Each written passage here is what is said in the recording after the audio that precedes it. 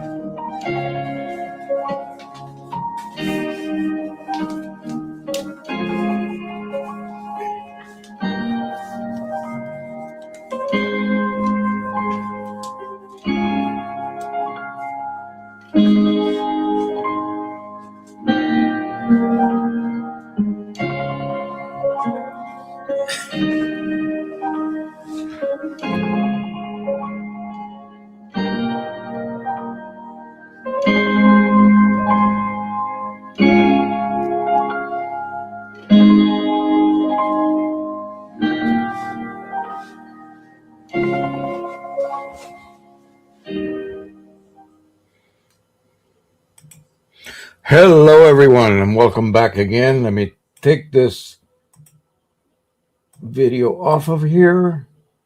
I'm going to load the subjects for today's live stream, and I got quite a few. I hope I can do them all in the allotted time. I'm allotting myself 2 hours every Sunday. I think that's good. That way, StreamYard doesn't get on my case about you're about to run out of hours, and then they won't let me live stream unless I pay $60 a month. So I'm not going to do that. It's really it's not worth it unless you're making lots of money. But anyway, welcome everybody. We're going to be talking about some updates, and then I'm going to talk about. I get asked this all the time. I just saw one photograph. Well, it was a phone grab of a print. Again, please don't do that. If you have a scanner, please scan whatever you're trying to show me and then post that rather than a phone capture with uneven lighting and the image is not even neutral, so I cannot really give you a good analysis of what you might be wondering, what's going on with the print. So, if you have a scanner, please scan it, and that way you get a very accurate representation of that print and the problems that it may have. So we're going to talk about a few of those. Qimage Ultimate 2026 215 came out. I have been checking 3 different beta versions of that recent one, and simply because Mike Cheney wanted to incorporate the ability for you to run a nozzle check directly from the automated, um, what is it called? You know what I mean. The I just had a big salad for lunch. That lettuce just sticks everywhere. Okay, here I found it. Anyway, so having the ability to print a nozzle check directly from Qimage and also schedule it is wonderful because it uses the actual yellow, magenta, cyan, blue, orange, red, green, whatever you have on your ink palette directly, and is probably the least wasteful way to exercise your print head, especially while you're away on a trip. And I highly recommend that you do that. If you own Qimage, update it to the latest 2026 215. Now, some of you may be having some issues with some of the professional level Epson printers. Um, I couldn't print on my P200 directly from Qimage. So we spent a few days and a couple of updates or beta updates of 215 and finally got it to work. And so I can show you basically what it will look like. So this is your normal. If I trigger it from the screen or from my driver, it looks like this. If you print it from Qimage, it'll say Qimage Ultimate Epson SC P800 series of, and then the date, and all of that. So it's neat, and that will be implemented in all of the nozzle checks that you run from that little tool embedded in Qimage Ultimate, the unclog tool that is. And again, you can schedule this. So if you want to do, say, something, for example, you're having a problem where you run a nozzle check and maybe your magenta is missing a couple of little lines, don't run a complete print. Just load the regular unclog image, but only choose magenta, and it will create that set of lines, which will only trigger the magenta ink and whatever others adjacent colors it needs to produce a magenta looking, correctly looking print. But it will then exercise the hell out of that magenta set of nozzles and possibly then unclog it for you. It will probably take just a couple of those little prints instead of doing a cleaning cycle. A cleaning cycle, sure, it literally sucks ink out of the print head, but it does it on all the channels. You're wasting unnecessarily a lot of ink that you may not have to even. Again, it's only magenta, right? That's giving you an issue to print a magenta set of lines. Or if it's two colors, load those two colors. Customize that chart to represent only yellow and cyan. That's it. And it will then create yellow and cyan lines, and it will then mostly exercise those nozzles on those two channels. And it is a heck of a lot more effective. Otherwise, you would have to go into some editing software and create your own custom made, you know, bars of yellow, magenta, or whatever the color you need to exercise the most. Why not do it through Qimage? So that particular style I would use if I need to, say, help out my black or help out my yellow or my cyan or my magenta or orange or red or blue, depending on the printer you are using. And it'll save you a ton of ink and your printers will be happy. Trust me, it works. All right, so let's go ahead and begin here. Say howdy to everybody. They're going to be doing a lot other things as well, but and I found, oh boy. So I was going through my storage room and I realized, what the heck is this big giant box? Well, it was the empty box for my heat press, which I'm going to turn on.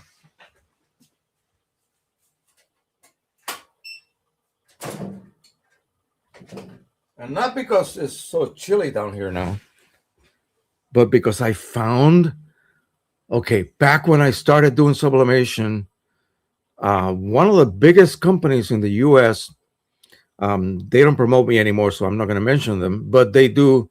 If you Google sublimation materials, you'll probably end up landing there. They're the biggest in the US, and they send me a box full of stuff, including some Chromolux aluminum. I cannot bend this. Look how thick that is. This probably costs about maybe $12 each, as opposed to maybe 75 cents if I was to buy the thin stuff that I normally get through Amazon. So I'm gonna be prepping one of the images from that quinceañera photo shoot that I did last time, and we're gonna print this. I'm gonna make this as a gift to the family, and they are going to love it because I don't think they've ever seen anything like that. So we're gonna put that beautiful daughter of hers in that piece of thick aluminum. Then I'm going to put a mount in the back so that they can hang it as a floating mount. That should be fun. And I'm so glad that I found out. I got a few more sheets like that. That says 8 by 12. I have some smaller ones, 5 by 7, and something like 4 by 6 possibly. So, and along other things as well. So, yeah, I'm glad that I cleaned that area up because I had it stuffed in the back. I didn't even know it existed.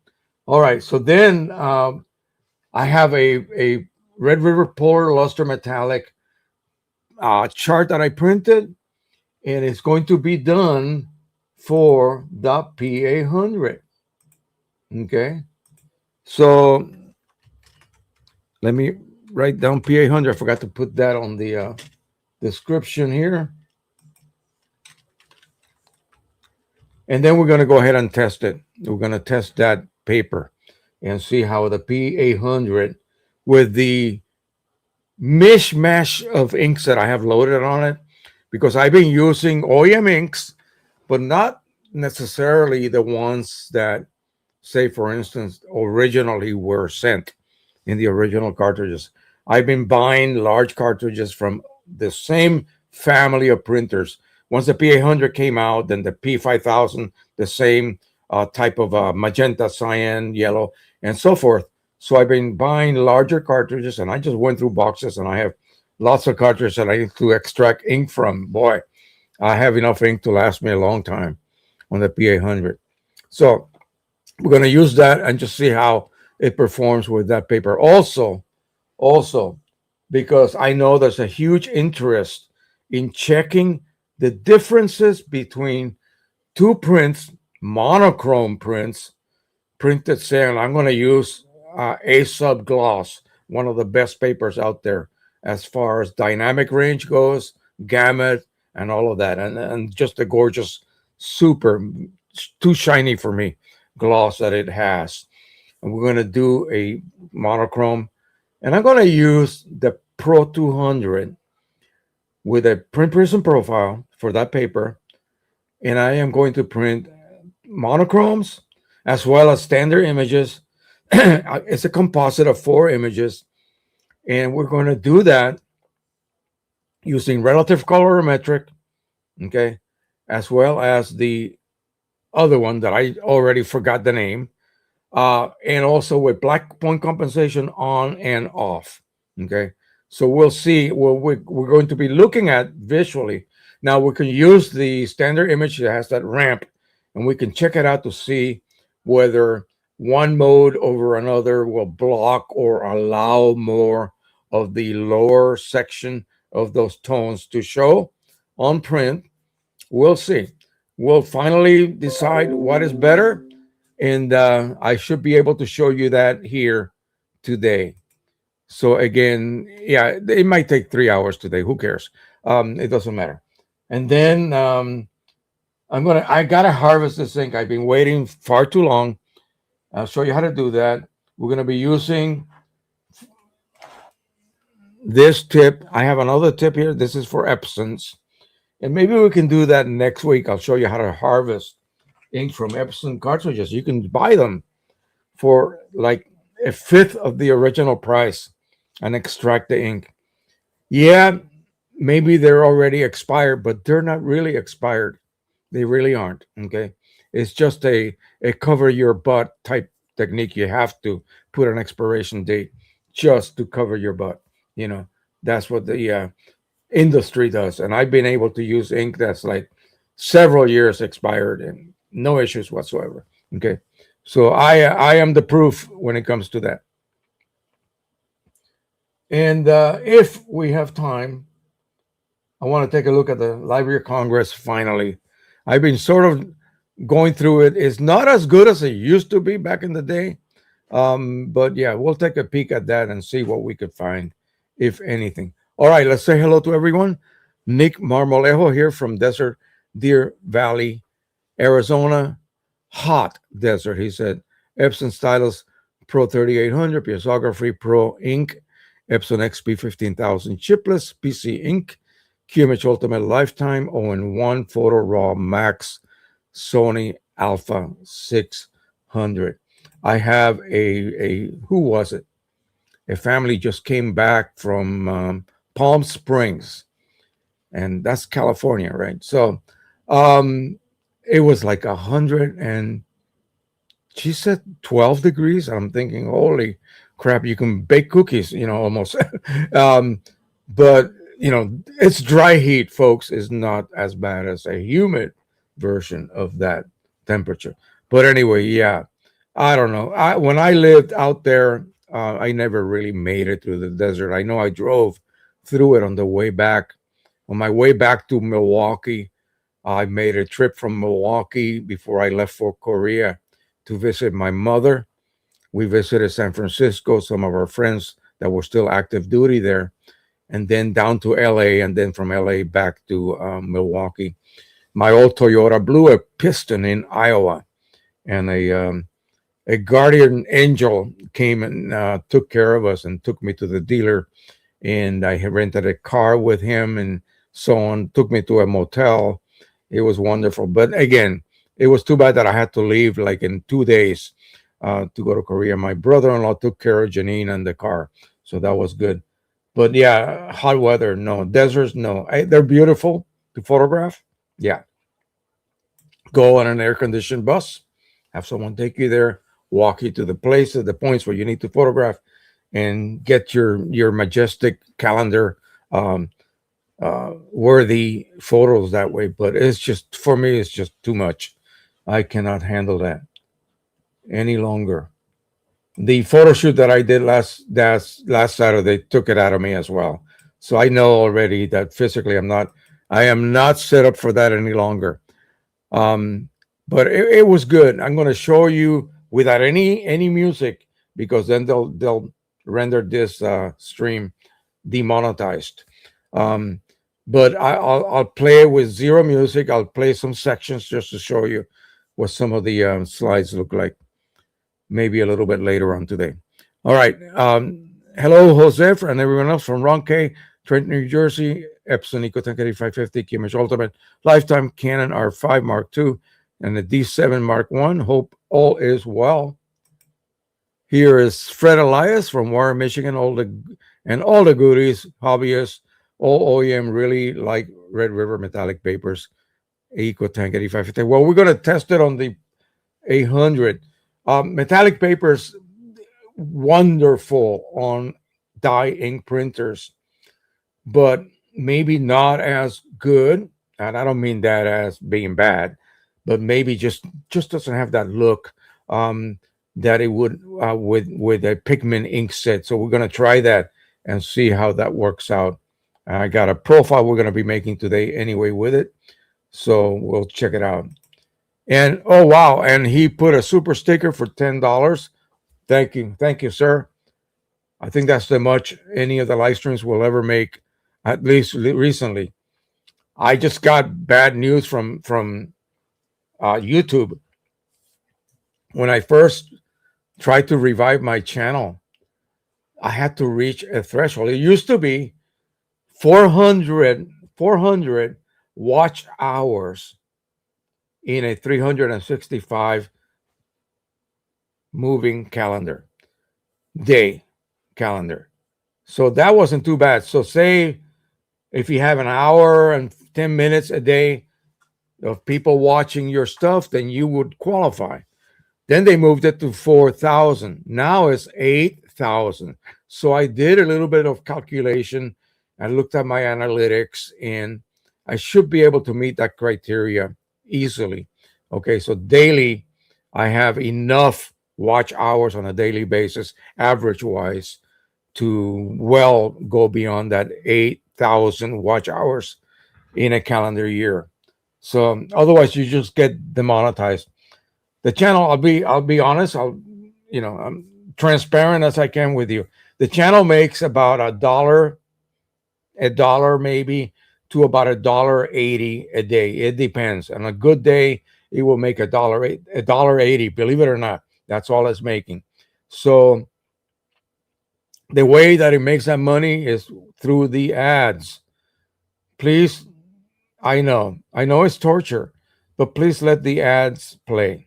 Okay, that's all they want. Okay, and that way the person, the company, the corporation that is paying for that ad, YouTube will give me a fraction of a penny more. Okay, that's all it is, and it adds up. It's actually per thousand views with ads.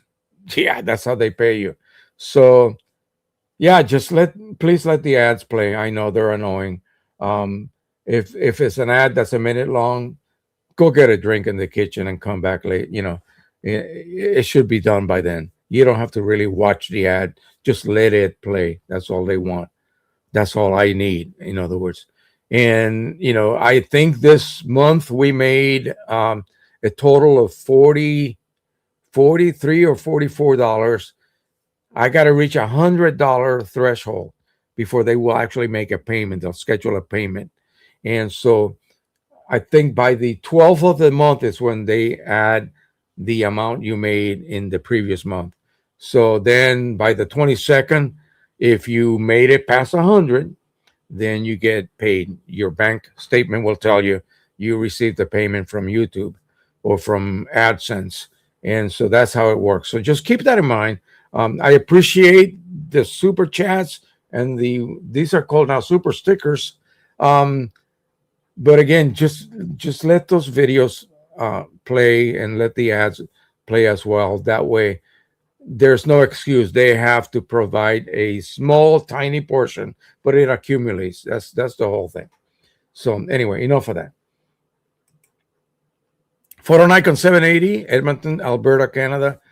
Canon Pro 1100, Epson XP 15000, 8550 OEMX, Red River, Ilford, Kansas, Staples, papers, Qimage Ultimate, Print Prism, Nikon D850, D800, Sony A6500, multiple lenses. Excellent. Steve Excel, London, UK, Epson P800, refillable cartridge using OEM decanted inks. That's the best way to go. X-Rite 1 Studio, Qimage, Photoshop, Epson V500, Nikon Z or Z7 II. HC from Netherlands. Here, the heat is finally gone and the drought is still extreme, actually record breaking. Today, my EcoTank 8550 printed beautifully. I gave it a little kiss for that. Yeah, that's good. That's good. You have to talk to your printers. Yes, I know. I know it's weird. It's weird, but it actually works. Trust me. I'm weird that way too. Okay. Harold Davies, hello, my friend. I call him my brother also. We get to share our family nicknames that our families gave us. La Crosse, Wisconsin, EcoTank 8550, Canon Pro 1100, PCSC, Qimage, and Print Prism. A beautiful day in the Midwest. Feslob, where we're also fans of the Red River Metallic Luster, an idea I stole from our colleague Richard Bender. Richard just put in, oh, I got to tell you, I don't know if he's here. He sent me some shots of each of the prints that he sent to and I think it was the Howard County, Maryland, Howard County Fair. And they all have ribbons. They all won ribbons, and now it's the Montgomery County Fair. It started Friday, and it's going to go through this weekend and this coming week and the weekend. Um, we're going to take Nathan on Wednesday. I think he's going to bring his girlfriend with him, so that should be fun. Um, as long as they understand that we don't do the rides, we do the animals, okay, and everything that comes with it, and the food, of course, food, ice cream, drinks, you name it, and of course animals. But anyway, so we'll see. He's going to submit that group to the Montgomery County Fair this now actually, and we'll see how many prizes he wins. He did very well last year. Also, I think his daughter is submitting as well. Kevin Bruniarski, Ellsworth, Wisconsin, is here with us.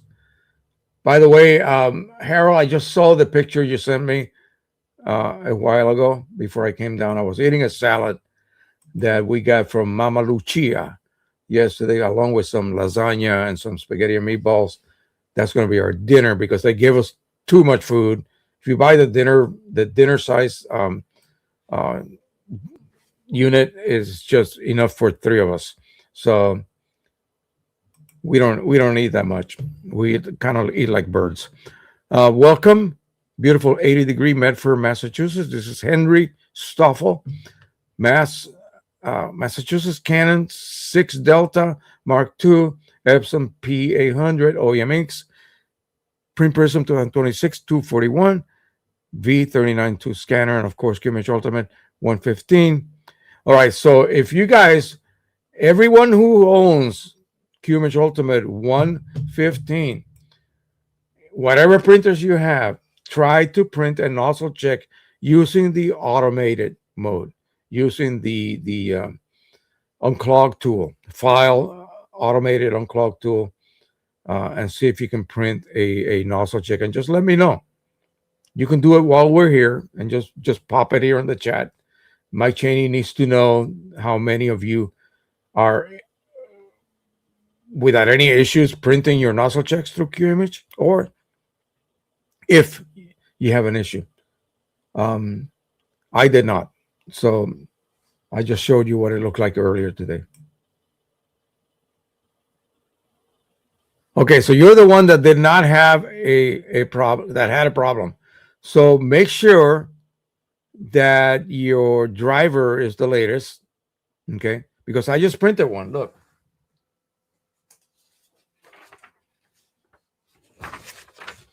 It looks like this. Let me turn the light on. Oh, that's even worse.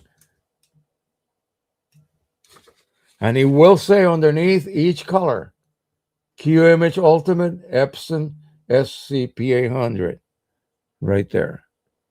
So if I can do it, you should be able to do it.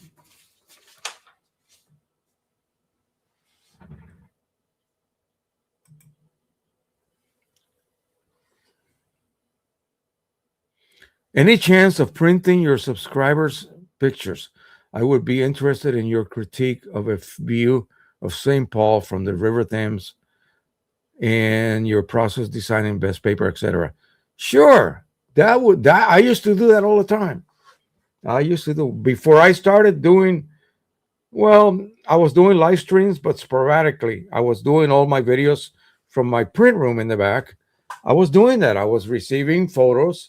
I have a slideshow. It's from user images, and I used to do that. I used to print when I had lots more printers. I used to print the senders photos, including studio shots and all sorts of things, and would use different papers, different printers, and that sort of thing. Yeah, more than happy to do that. You can, as long as the files are under 20 meg size, you can send them to my email, Machicheo. I put it down in the bottom here.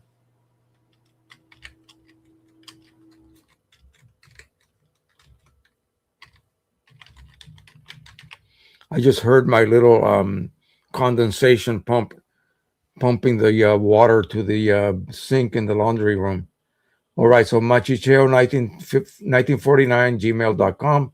So at the very bottom, send me Again, like I said, it has to, the limit is 20 megs per email. So make sure that if it's a TIFF file and it's too big, it's just not going to be able to be um, emailed directly. You'll have to use some other method of transmitting large files, just like my friend Harold, not Harold, but Richard Bender does. I forget what he uses, but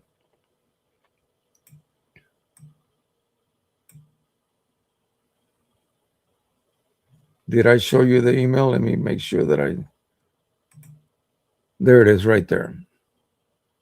Okay. Did I write it right? Yeah, Machi Cheo. Cheo is my nickname. All Jose's, or translated to Joseph, Joe, we call each other Cheo. Okay. There's a famous salsa musician, Cheo Feliciano. Okay, at gmail.com. All right.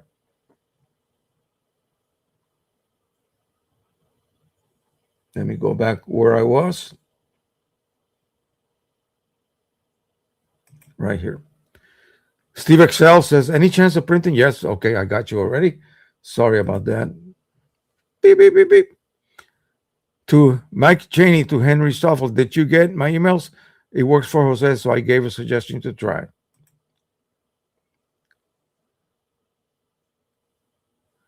Hi, Jose. I'm yearning for a 5370. What is that? Is that a printer? My P800 getting to be a pain. I don't like the size of the. Yeah, they're smaller than the 80 milliliter cartridges that the P, like the 3880, 3800, and also the P800 has. I think they had to do that because they incorporated an extra cartridge, the so-called violet color, and so now it's 10 cartridges that work all at once with a 10 channel print head. So no more stupid black ink switch valve. And so yeah, they had to shrink the size of the cartridges, otherwise the printer would have to be larger than I think, as they thought people would not accept a larger space taking printer. So they just reduced the size of the cartridges, which in a case like that is not really a good idea, especially if you're printing large prints all the time. You're gonna burn through ink like there's no tomorrow. But what is a 5370? Is that like a eco tank that we don't know about, or I don't? People think I know everything, but I really don't. Okay. Harold Davies says, Jose, we also just use only our die printer 8550 versus our Pigment 1100 on Red River Polar. So you have actually noticed, Harold, the differences in how the rendering of an image is. I've noticed that. And that's why at first I thought I'm staying away from these metallic papers. And when you look at the paper itself, you look at the surface, it's not really white. It's not a fluorescent looking white. It looks kind of grayish. And I thought, no, I'm not going to use that. I'm not going to use that. But then I tried it on my 8550, tried it on the Pro 200. Yeah. So this is, did I make any on my Pro 1000 before it croaked? I don't remember. But I'm going to try my P800. And those are regular pigment inks with no chroma optimizer or gloss enhancer or any of the sort. Let's see how it works. Let's see how it prints.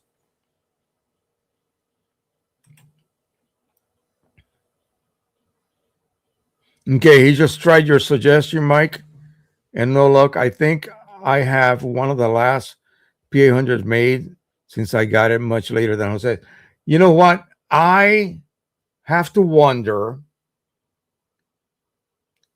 if the reason I can do it, the difference between my Henry, you're using OEM. Please answer me right now.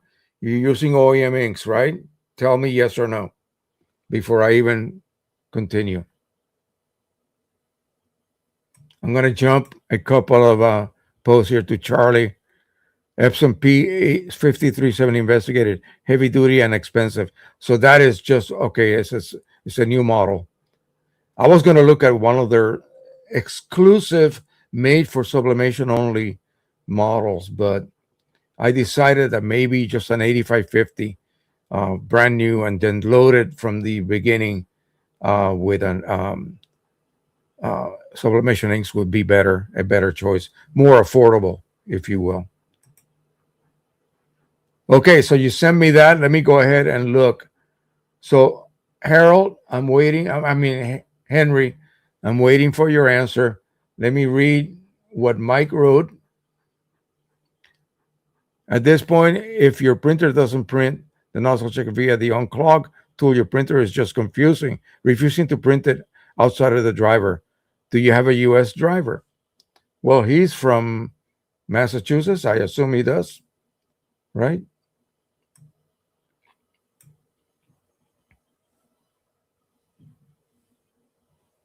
Also, print the nozzle check normally from the driver and see what numbers you get at the top. Jose is da da da da. Da. We'll see if the firmware is different. And I can answer that right now. Yes, the firmware is different. I'm using chipless firmware. That's how I am able to refill. That's why I wanted to know from if from Henry if he was using OEM inks, and he is. Right. So yeah, that's the reason probably, Mike.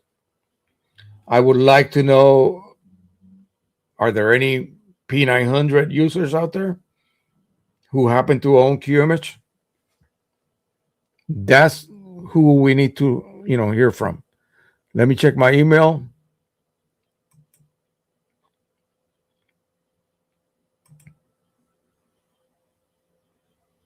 I will download that. I got it.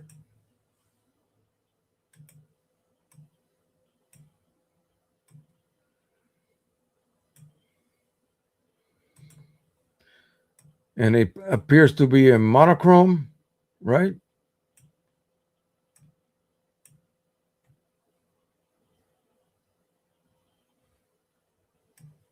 We'll take a peek at it a little bit later. Maybe we will do a print, maybe on the P800. I'll use, since I happen to have that A sub paper out. We'll go ahead and print that on that.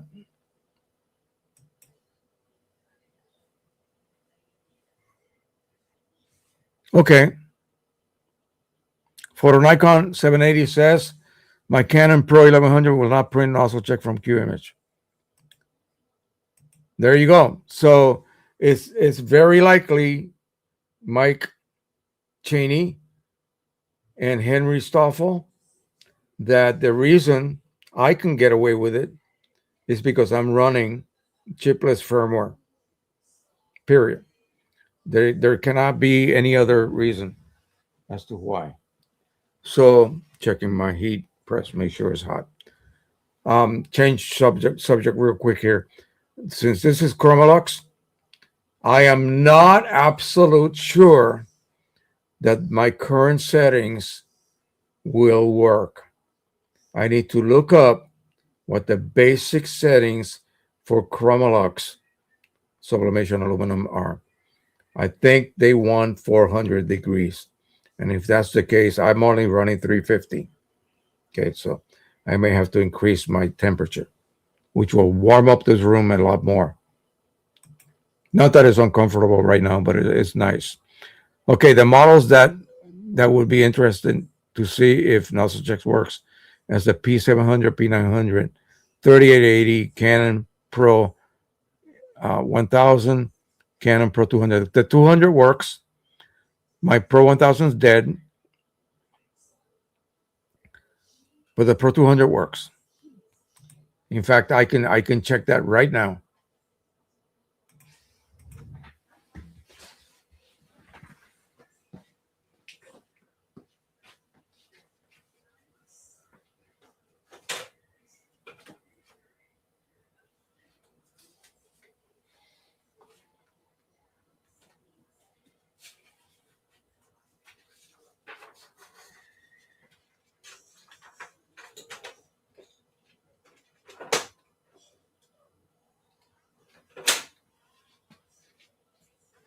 I think I checked it the other day, but we'll go ahead and check it again.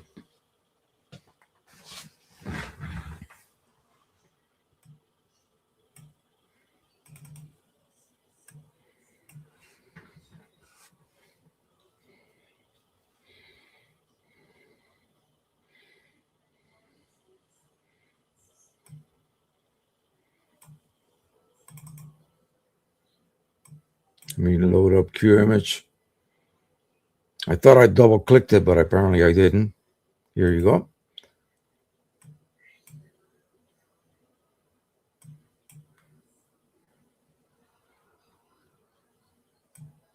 Let me take it over there.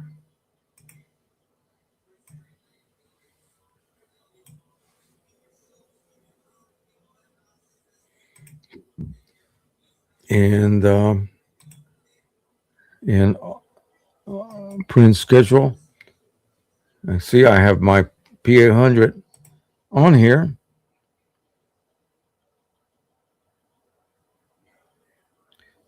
I guess I did not. Maybe I didn't run it. Maybe I didn't. I know that the 100 works. Let me add the 200.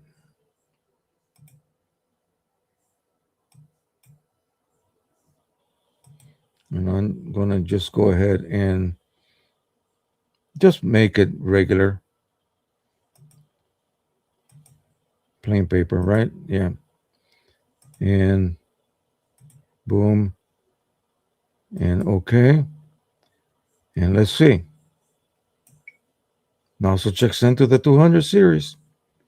This is what you have to see. And only I can see that because it comes on my monitor. I don't know if you saw that.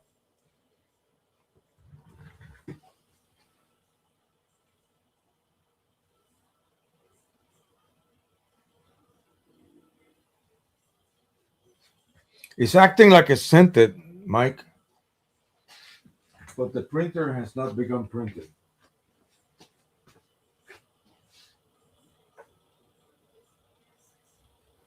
Let me check to see if there's a job on the queue. We have to investigate this.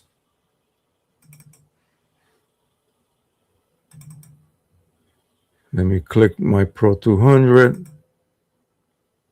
It is active. There is no job on the queue. So that is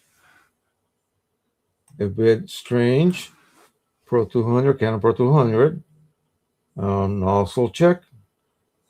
And print.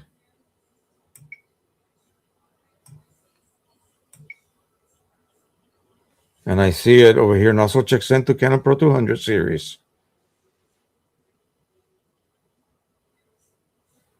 But it's not printing. So maybe that's what people are experiencing. I tried it on the Pro 100 and it did work.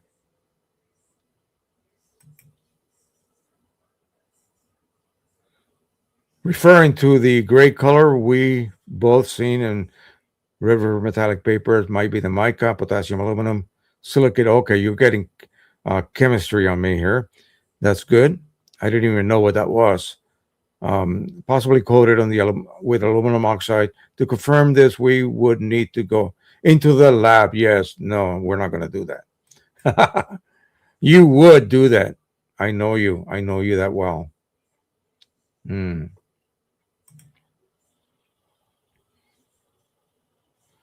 Okay, but it's not printing. And my 200 is actually active. Where's the nozzle check? Right here. You go to File, go to Print Schedule on Clogged Jobs, Purge Sheets, and then click on Nozzle Check right here and print. Okay. Now let's go ahead and do one directly from the driver. I know I can do that if I go to the screen, but I'm going to do that through the driver. That way I can verify that the driver indeed At least the driver itself is communicating, because correct me if I'm wrong, but Qimage is doing this on its own, right? Not through the driver. If I understood you correctly. So I'm doing it through the driver. Maintenance. Oh, wait a minute. This is different. This baby is different. This is not just like the Pro 100. So let me make sure I'm doing this correctly here. Yeah, maintenance and preferences. Okay, here we go. And cleaning, nozzle check. And then I get this and print check. It says do not start another operation until the current one has finished. Then I get this.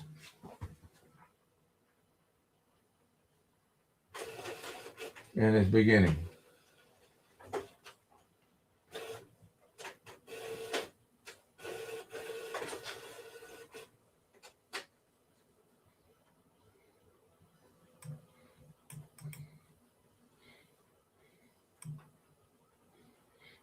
So yeah, the job is beginning.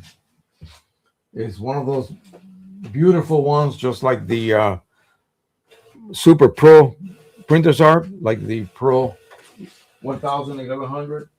It's not the regular single bands across, but all of the crisscross rectangular. I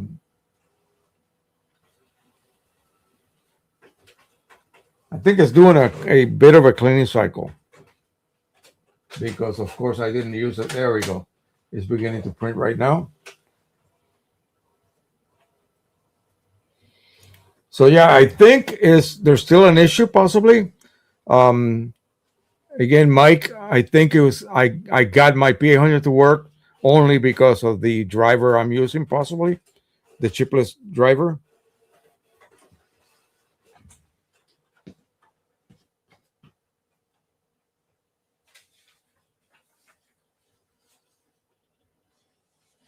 Okay.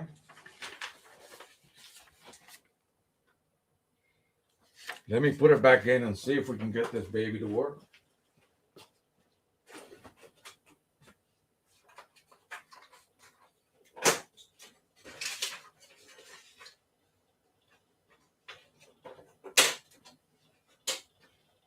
So at this point, I think the complaints are actually valid. And maybe, again, it's just because I was using a chipless type driver. No, driver firmware. So yeah, that may be the actual true reason. Let's go back here again and then choose the nozzle check, print. It is sending it. It's done sending it. And the printer should have received it. And because it was already ready to print, it should begin printing immediately. If not, then that is the issue.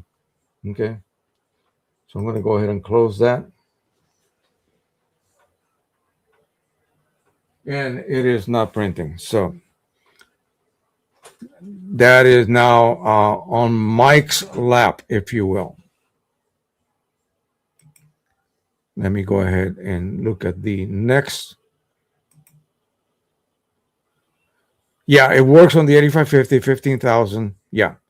And even, yeah, anything old, anything non-pro doesn't seem to have a problem.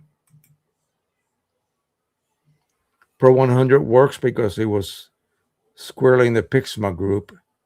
The Pro 200, 1000, and 1100, etc., are a bit Frankenstein between Pixma and Image Prograph. They bypass Windows completely.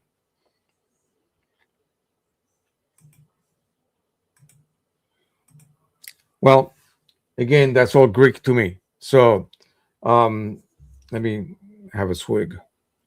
Mm. So I think that takes care of Qimage.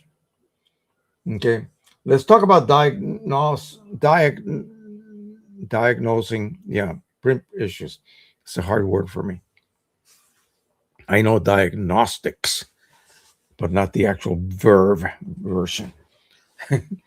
Anyway, so what I saw, and unfortunately I don't have the image anymore. It was so bad anyway. I couldn't really tell much of the difference. That's why I stress for anyone that is providing a image proof to someone, please make sure you scan it rather than use a phone. Anytime I use a phone to send something, I sent Mike some phone shots of the nozzle checks, and yeah, they're terrible. Better to scan anyway. But he needed the information straight away, so I used the phone anyway.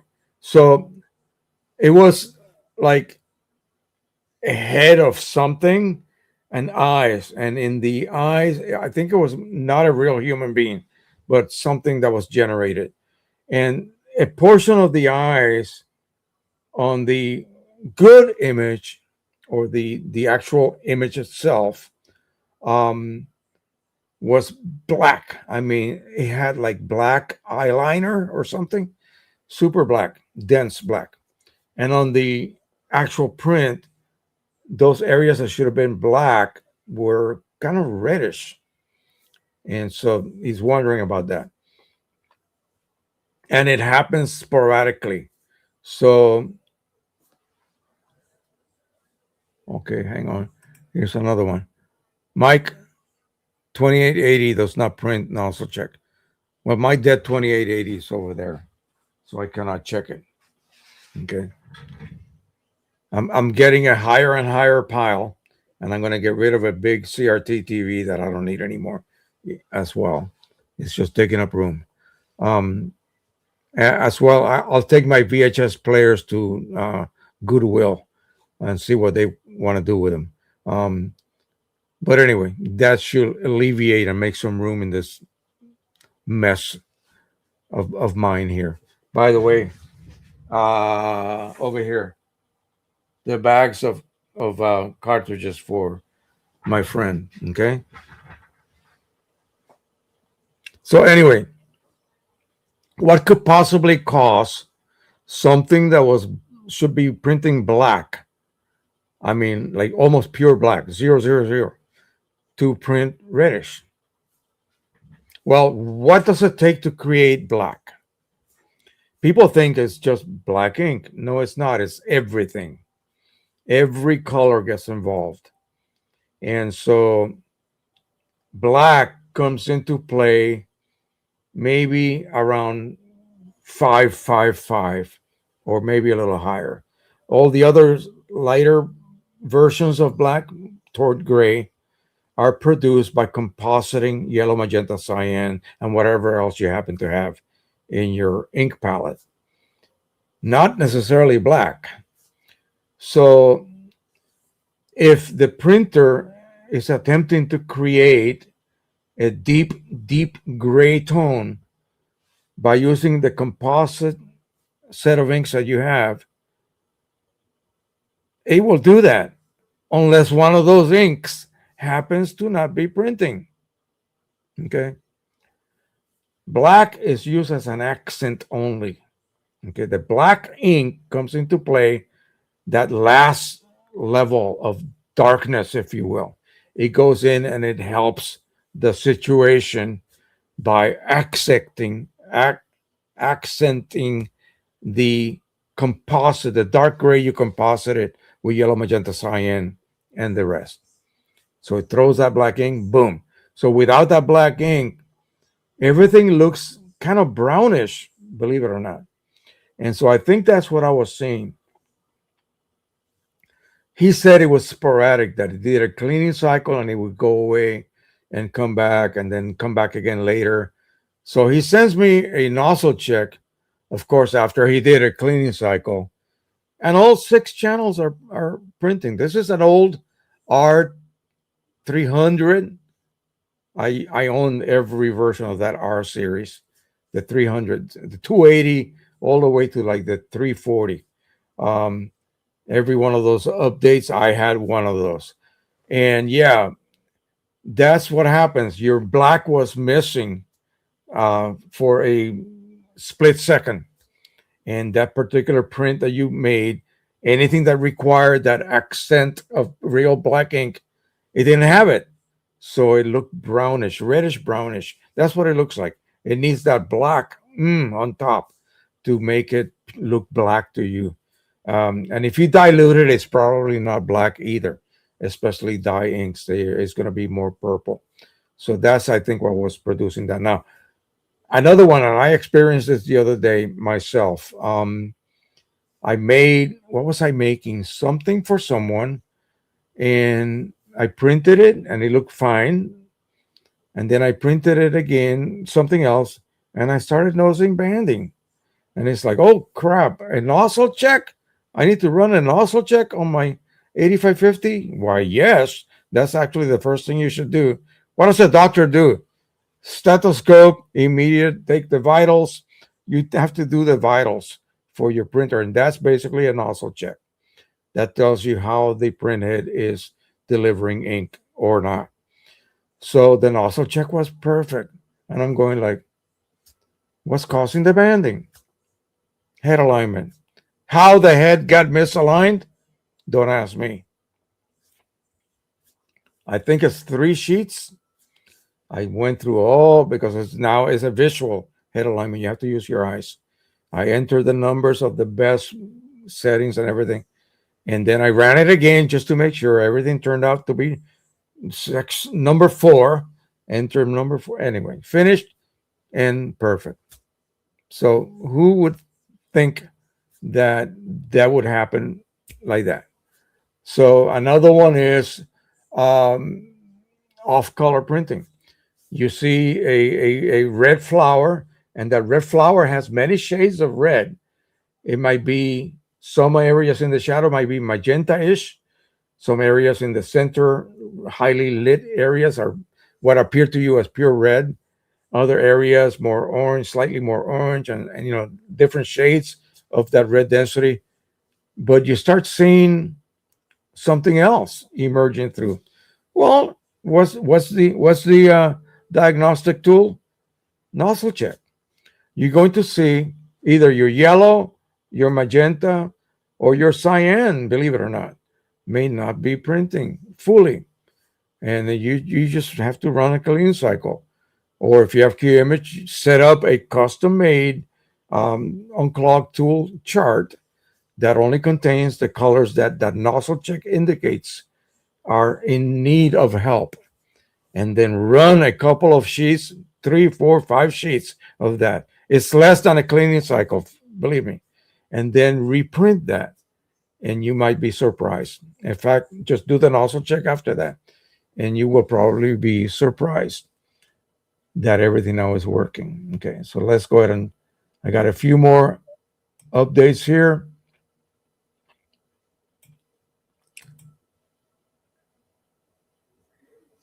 Charlie says both works on both my P800 and P700. So Charlie, I have to ask you, are you running OEM? You're not refilling those printers. You can't. You cannot refill the P700. So that's that. Okay, that's basically tells a story right there. A confusing story, actually. The P700 works. How? Okay, Mike, are you listening? Yeah. I don't get it. So, but thank you, Charlie. Harold Davies. I haven't tried the nozzle check through Qimage on our Pro 1100. When we do, I'll shoot Jose on email and show an issue if it shows an issue. Thanks for all the effort. Excellent. Thank you. By the way, for all who may not know, my good brother here just had what is it? The rotator cuff surgery. He was in bad shape, and now he's recuperating.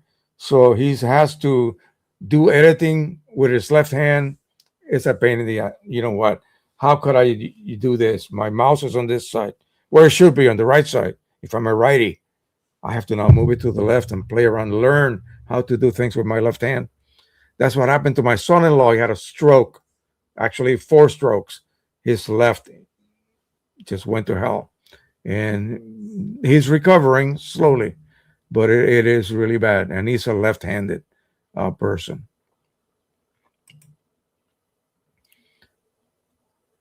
I'm noting all the ones that don't work. Please doesn't mean I can fix them if the driver simply won't allow it. That's right. If it's the driver doing this, then there's nothing much you can do. But I'm known to do a little bit of hacking to get things to work. Yeah, is that your secret middle name? Yes. You never did tell me what your real middle name is. So maybe it's Hacker? Nah, I don't think so. You're not one of those guys. Captain Donzie is here, Richmond, Virginia. I apologize again. I will get this out. I got another pile of junk here. Not junk, good stuff. For Harold, not Harold. You know what I mean. The guy that does the Rick Johnson, Jesus, the guy that does the refurbishing of cartridges for you guys, so you guys don't have to do it yourselves. I just have to get in gear and send these things out. I got a box already ready for this, and I'm going to go ahead and send it tomorrow. So yours is right here.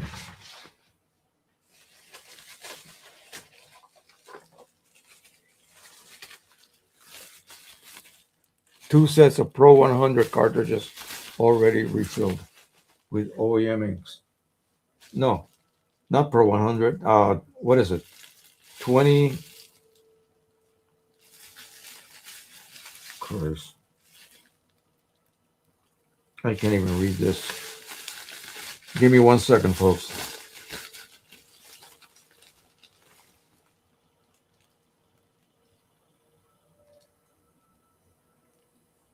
P600? Yeah, P600 cartridges. OEM ink. Not OEM ink. I mean, precision colors. And that's going to go to Captain Donzie, Richmond, Virginia. All right, so yeah, that's what I asked. So the way a printer is connected to USB or Wi-Fi, Ethernet makes a difference in nozzle check function. Working on that could be. Yes, I think that's so. Yes, on both. That was OEM on both. You mean? So yeah, so you're using the original firmware.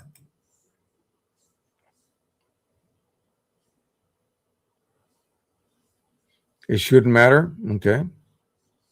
I know Print Prism wants USB. Okay.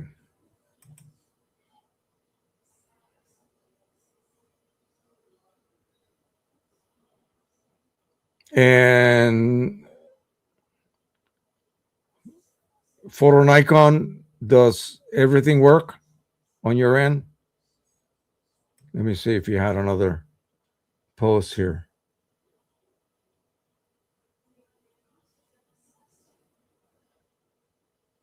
Yeah, you said they all work, but that was your 8550, 15,000, and our 1900. What about the 1100? Does that work? Okay, so everybody's answering, so I get a little confused. Okay, Canon 1100 does not work. Okay, so that basically answers the question. Is the driver not allowing this?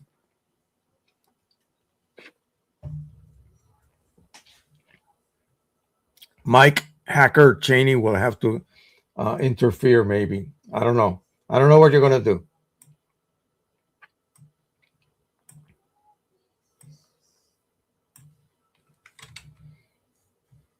All right, let's go ahead and change the subject a little bit. I'm going to make a profile because I need to get to printing. And let's make sure I have my paper loaded for later.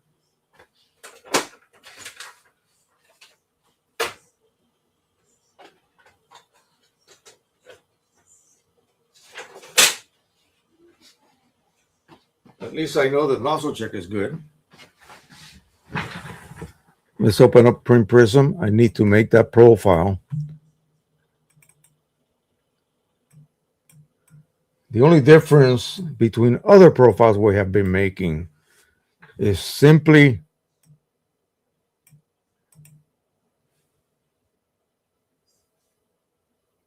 it's on the P11, the P800, which I haven't really used for a lot of things yet.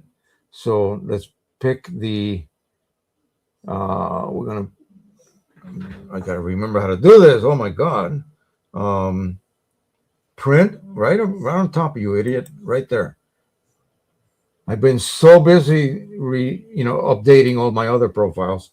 So anyway, P800. Okay, I already printed it. What am I doing? Shit, idiot. Okay, let's go scan. Oh my God. So scan target. I got to write down the name, I believe. So we're going to put down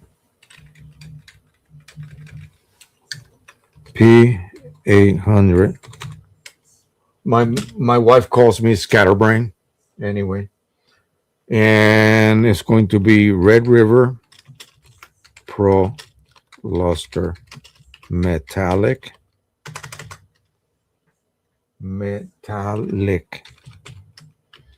And I'll identify Print Prism 241. I think that's enough. So scan target. I already have it in the printer. So that should begin the scanning process. It's blinking.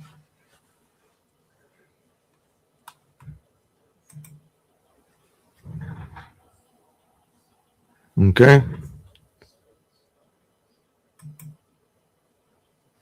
And then we'll go ahead and print one. What should we do? Why don't we do the image that I just received from the viewer here? Let me see, make sure that I acknowledge the correct person.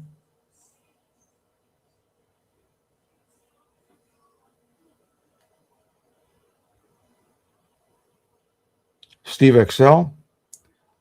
We'll load it on Qimage and then print it with the profile we just created. Let me make sure my paper is loaded on the P800.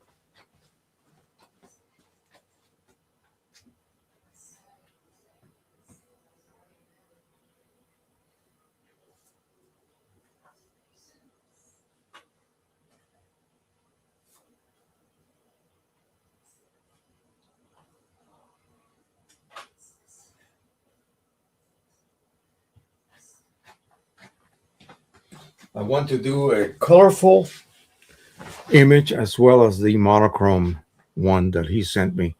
And all I'm going to do is I'm just going to do the automatic 0.5 above black and 0.5 below white. That's it, nothing else. I'll sharpen it, but then I'll just send it to the printer as is. And I will add one of my own just to see how well that looks on the P800. I'm looking at the effect, the metallic effect that pigment inks would produce rather than dye inks, as with the Pro 200 or the 8550 or the 15,000 upstairs, and my G620 is also upstairs. But I'm using that for my convenience. It's a wonderful printer, by the way. Both of them are. And they are on wireless. So I use my phone. I just printed some forms that I needed to print, and it's just great. And I still have like 6 bottles of ink to go through. So, and I have the kits to refurbish my waste ink. Uh, Not a cartridge per se, it's more like a little tray. It looks like a little tray. Um, but I'm so grateful that Canon finally got it in gear and is basically introducing uh, a way for the user to replace that waste ink, whatever it might be, whether it is a tank, a cartridge, a tray, whatever, and not render that printer dead once it reaches maximum capacity, which is ridiculous. It is absolutely ridiculous. Detecting the corners, we'll take a peek because, we just have to. Everything looks centered. Great. Let's make that profile. Let's see. Oh, no, it's going to do it by itself. Sorry. I keep forgetting.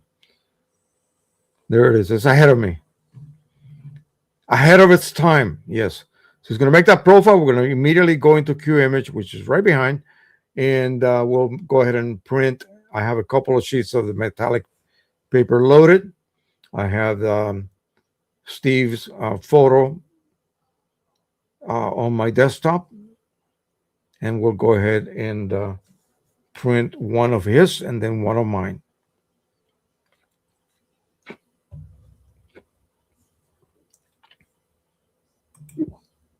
Edwin is here from Monterey, California. Beautiful. I was at Fort Ord, by the way. That's the place where a lot of the famous photographers, including Edward Weston, and also, my favorite, you know who it is, was in that area of California and photographing with their big 8x10 cameras. And yeah, Ansel Adams. Okay, so lots of exotic cars to photograph. Sorry, it's only 62 degrees right now. Yikes, you lucky guy. 8550 with Qimage print prism. Excellent.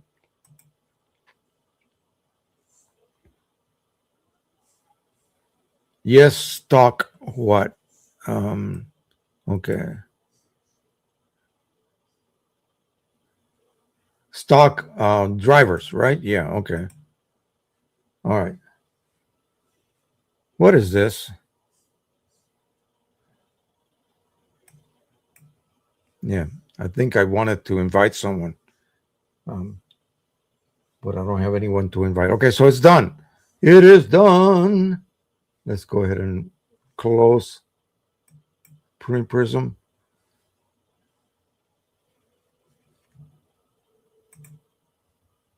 Yes, yes, sir. Me too. I actually have a picture of myself as a teenager wearing my Western meter around my neck, and I had a whole head of hair. In that picture, that slideshow of my life, that photo is there. All right, let's look at some of the things that I have available here. Again, there's just a lot of stuff. By the way, that's one of my tables that I made. That's a dining room set, miniature, that is. But we'll go past that. Here's that beautiful picture that I found on the Library of Congress. How would that look like in metallic? I don't know. But let's go ahead and set up as we should be doing in the very beginning. So the P800 right here, we are doing luster paper. And you have to really put the paper that you created the chart on. The reason I went to that weird horizontal, because the last time I printed on luster, that's what I picked. So that is why it does that. But we're just going to go ahead and just do a minor border, 1/4 inch all around. And I'm going to load that new profile.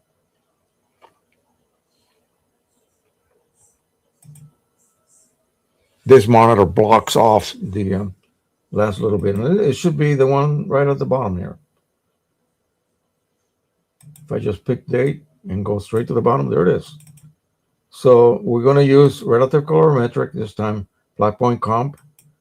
And I am going to load, I would say this one here. That should look really neat in a metallic paper. We'll see.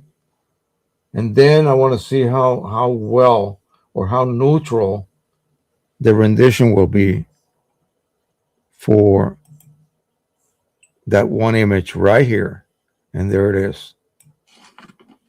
But yours, I'm not going to crop. Yours, I'm going to actually, there you go. Because I realized that it was actually a more horizontal rendition, the proportions. So I'm just going to double click on it. I'll check it. I'm going to go ahead and do my exposure automatic. You may have something that is actually pure black. Let me see at 1:1, 1x right here, 2x. See the sharpening here. We have 2560 by 1440 resolution. I'm going to just sharpen it a tiny bit. And I can see immediately what the sharpening result will be. Yeah, that's good. So that's it. I'm not going to do anything else.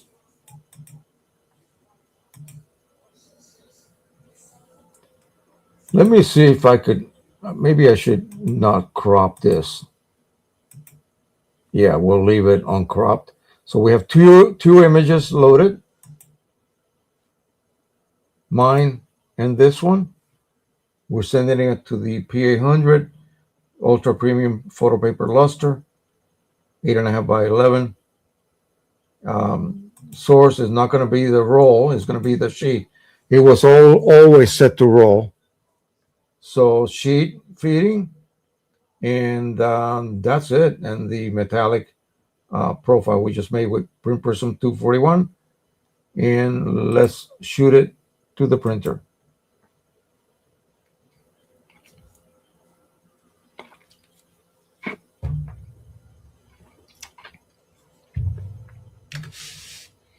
I'm going to show you.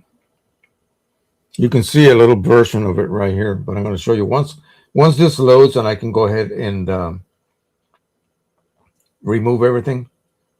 I'll show you what my grandson made for my wife, and she loved it. My wife asked him to create something with a ghost, a kitty cat, a pumpkin, and some bats flying in the sky in a scary cemetery-looking thing. And he actually, first he used AI, and then he decided to do some hand work, and he actually combined both, and he came up with something really neat.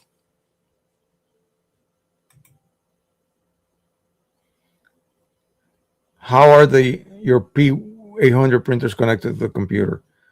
USB, Wi-Fi, Ethernet. Mine's USB. And so is Henry's.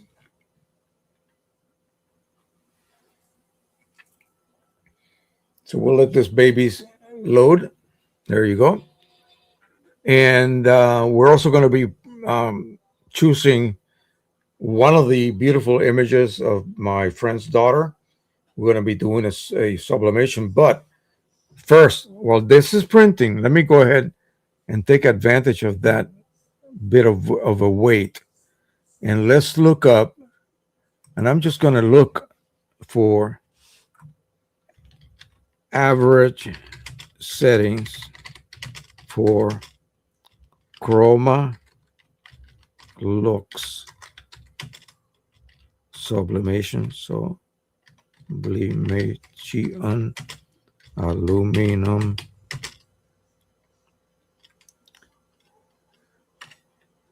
prints.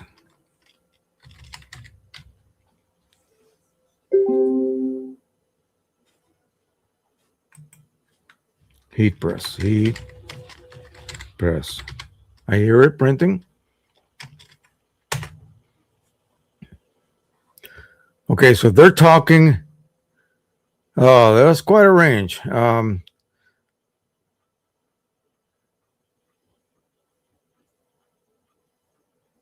Yeah. Okay, so let me show you.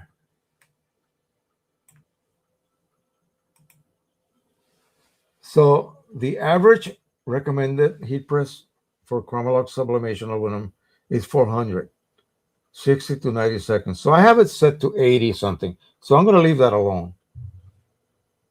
So I am going to have to increase the temperature. That's all there is to it.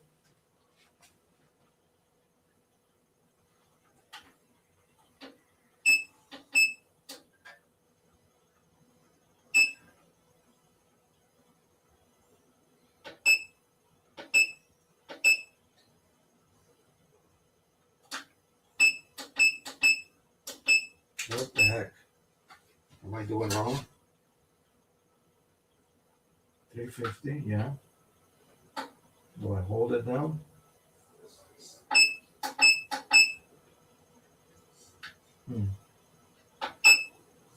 Right on.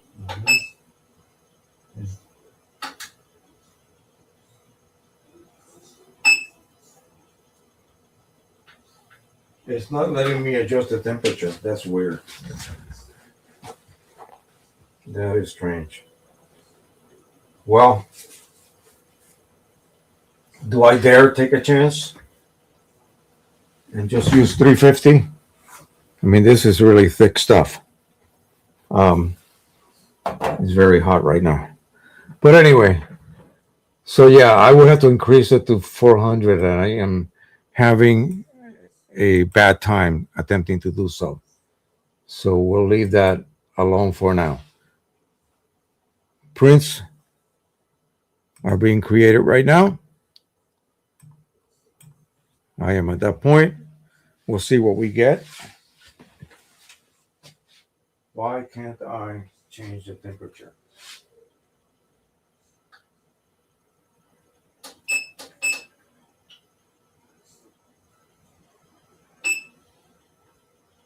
Something is not right. I cannot lower it or increase it. Well, I'm going to take a chance. Anyway, regardless. Once this is finished, I'm going to go ahead and set up the 4200, which is with sublimation inks, and we'll proceed to print. And then we'll see what we get. And then the last thing we'll do is we'll do the comparison between perceptual and relative colorimetric on a monochrome. And maybe we will use that same monochrome image we have here. Why don't we do that? Or I already have, no, forget that. I already have something set up, but I will probably replace it with that. Although I do have a very good monochrome. Nah, we'll go ahead and use what I already set up in the last night, actually. So, and then we'll do the comparison. It'll be relative colorimetric with black point comp on and off, and then perceptual with black point compensation on and off. So four prints. And do I have a marker? Yes, I do. So I will be marking that. Make sure that everything is done in a semi-scientific way, following a proper protocol, if you will.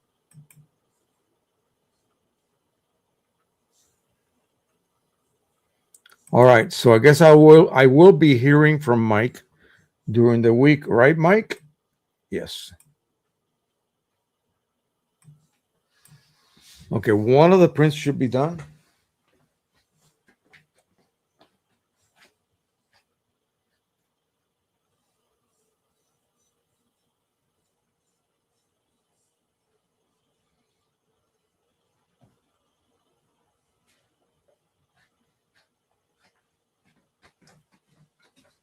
This is the sunset one.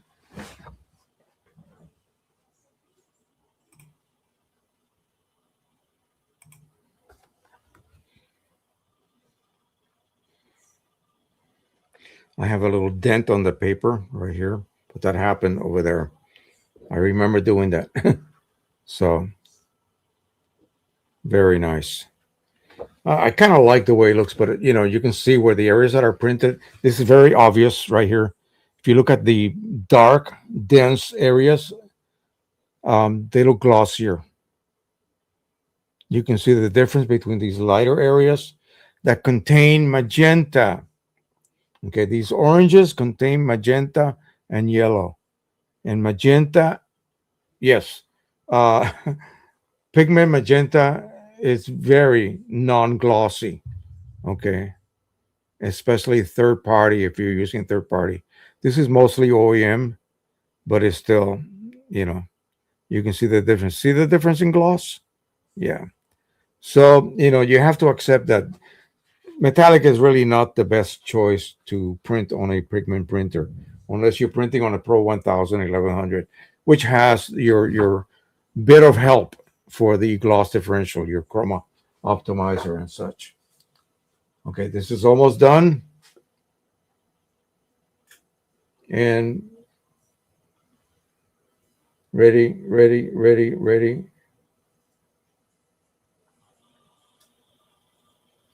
Come on.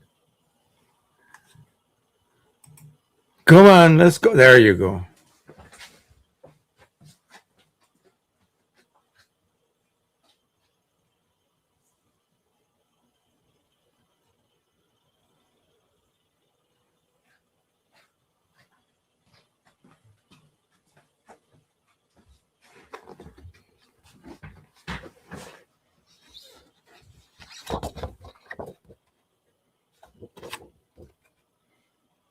You should be able to see both. Let me see if I can make it slightly better. Okay. Do I need a light? This might have a little bit of a tint on it. I think it does, yes. The image of my monitor is a little bit warmer looking than this. This has a bit of a tint. So maybe my profile is not as good as I thought it was. But this is nice. I mean, I'm looking at maybe it's just the way the paper renders. Who knows? Um, yeah, it's not optimal, but this at least because it's got a lot of dense colors. You see, it's got a greenish tint to it because it's got a lot of dense colors. It looks pretty even as far as gloss goes. Oh, anyway, so that is that. At least that is done. I'm going to go ahead and possibly reprint this. Although I don't know. I don't know what else I could do.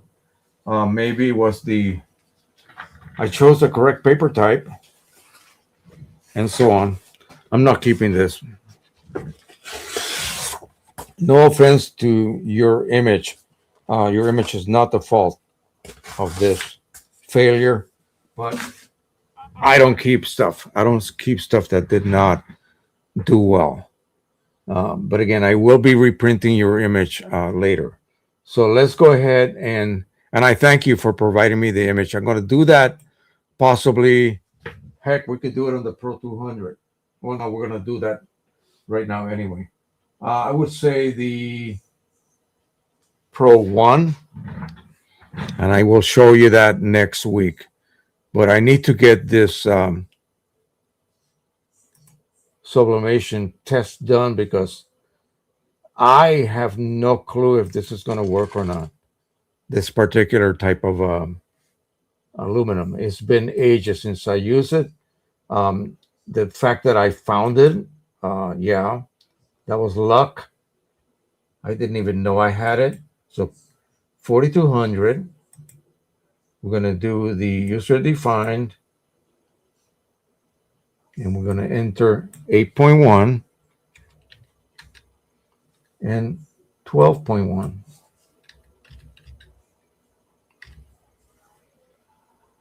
And enter. Oh, I'm sorry. No, no, no, no, no. No, no, no. 8.5 by 13. And then we're going to do an image size. Okay. 13. Sorry, my bad. So here we're going to enter our specific size, 8.1 by 12.1.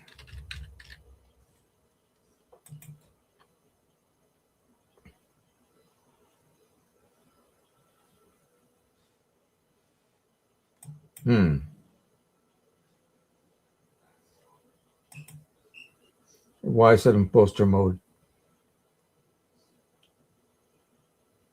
It shouldn't be in poster mode. Right, Mike? 8.5 by 13. And the image size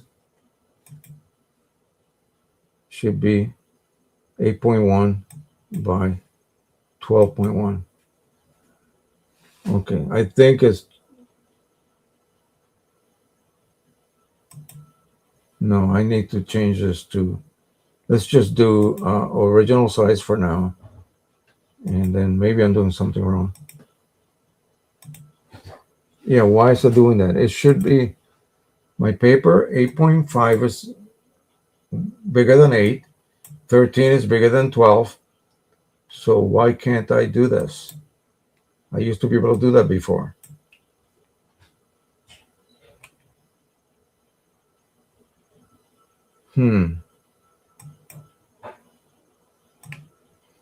Answering yes will cause images to be put across multiple pages. Yeah, I don't want that to happen.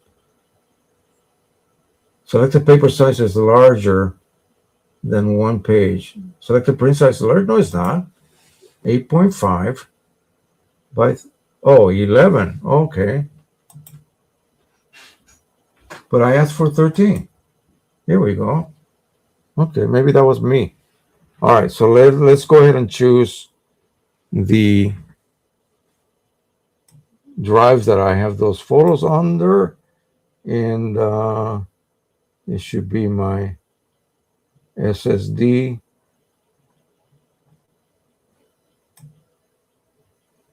Wait a minute. Let me just close that SSD right here. And then Carla's daughter, load those images. There's one specific one that I saw on the slideshow that I really thought was quite lovely.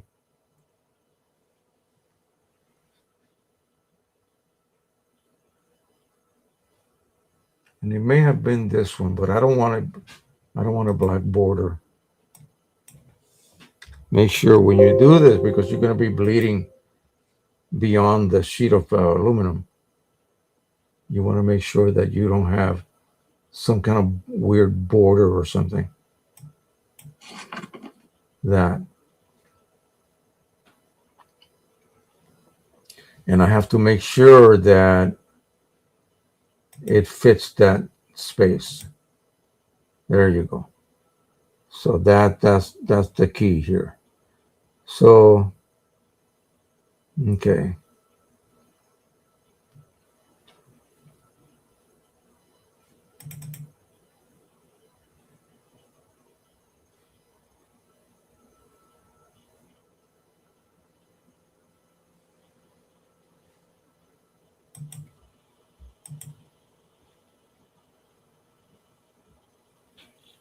I'm going to increase the color a bit more than I normally have to, because I want impact.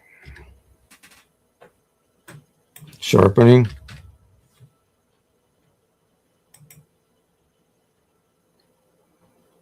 This is going to be just a total experiment. I don't know what's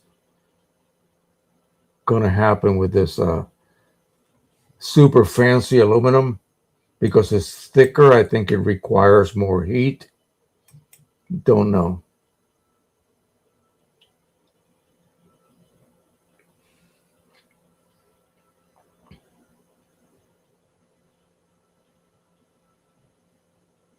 Okay. So let me check my settings, make sure that it is going to mirror it. Otherwise, it's going to be flipped. Yeah, mirror image. Okay, good.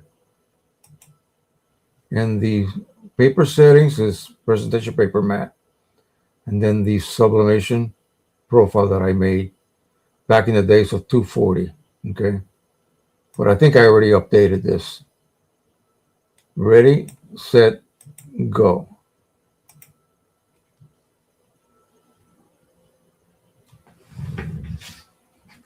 And again, I certainly hope this works.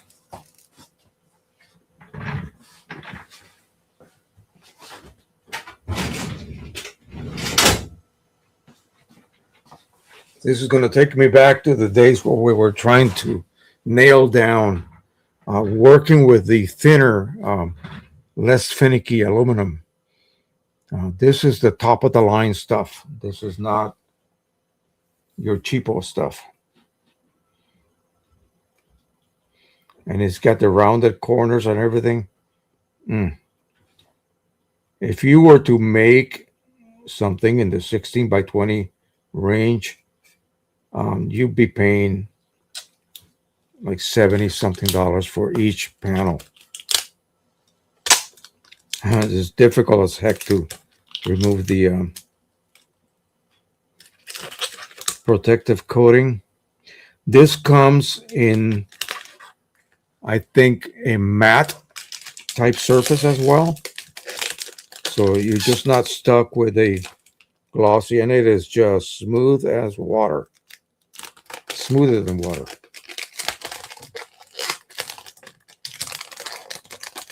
I'm glad that's taken a while because it's taken me forever to take the plastic coating off of this. I wonder if it's because it sat around for such a long time, but it should not have any effect on the quality of the material. What I may end up doing is to press it for a longer time. Like I'm doing, I think 85 seconds.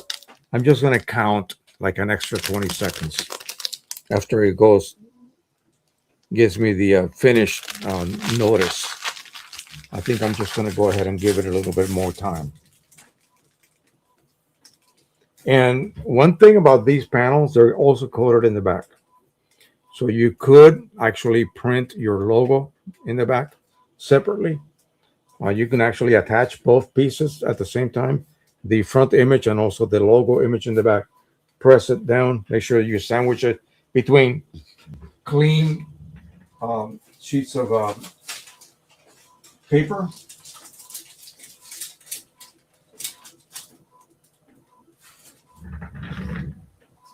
We'll just wait for this to print.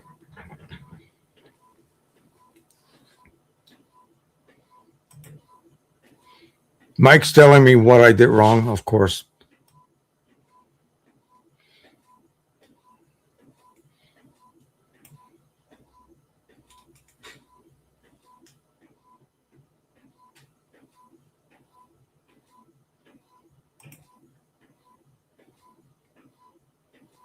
Yeah, I know.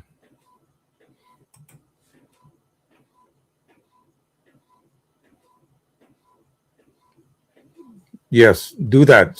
Sign up for the forum and put in every experience you're having trying to print a nozzle check through your particular Epson or Canon printer.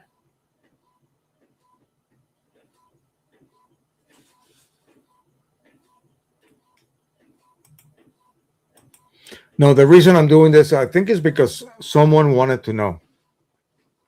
But I don't think that person is here today.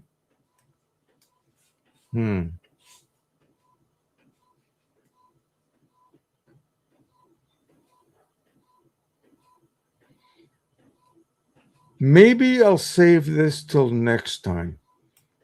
You know, when I have them here. We'll go ahead. It is now 1:40. So we got like 20 more minutes here. Yeah, I think I'll save that till next time because I think the person who really wanted to see if there was a difference, uh, I don't think he's here today unless he's hiding. If you're here, let me know.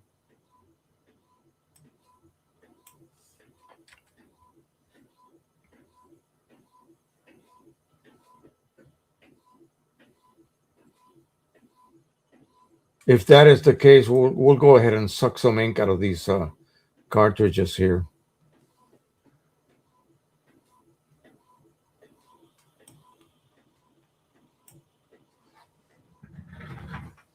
Let's see how this is coming along. And it is beautifully.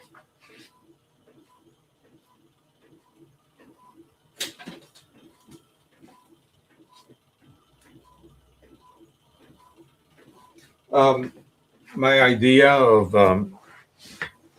saving up and getting a 8550 for sublimating is solely to be able to print like 11 by 14s. I am at the maximum capacity of this unit here is 15 by 15 platen, or the equivalent metric of 15 by 15 inches. And so 11 by 14 gives me like only a half inch edge clearance. And usually what happens with these heat presses that don't cost $1,000, this one was about $300.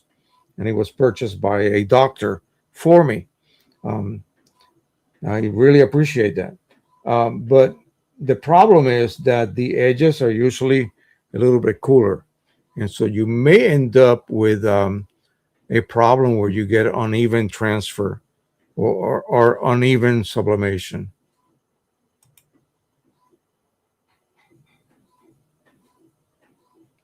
Yeah, I know, I know. That's the gods were with you, the printing gods.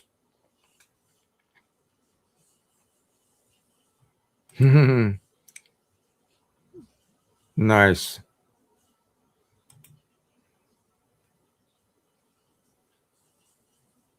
Yeah, Pete Grobel is the one who wanted to see that. So I'm going to save that for him when he comes back next week.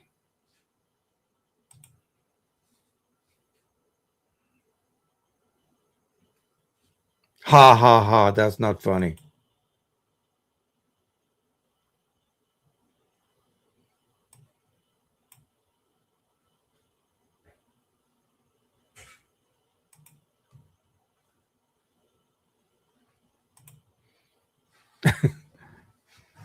All right, let's do this.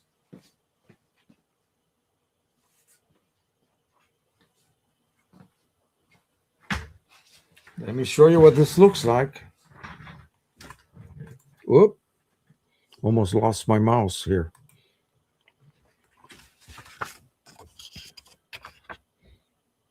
So you see how different it looks? That's normal. So this puppy is, oh, don't put it there. It will fall off. Put it over here where it will not fall off. Oh, there it goes again. Okay. All right. That's enough. Okay. We're having a disaster. A disaster here. Ugh.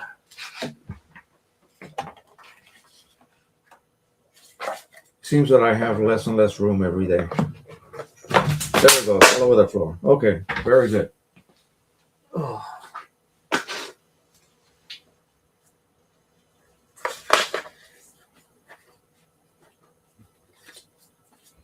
Okay. These four here are nearly full. And some of them have OEM chips on them, and I don't understand why. That's how far back we go with these. So what I need to do is just pop them into my printer and see what the actual chip ink levels are. Let me put this here for a little bit. Let that dry up fully. This is ready. I just have to tape it onto the transfer sheet. I want to have this kind of hot so I don't have to spend, time trying to reheat that so that the sublimation takes place evenly. Um, that's the key here. I think we're going to have to increase the time a tiny bit, a wee bit.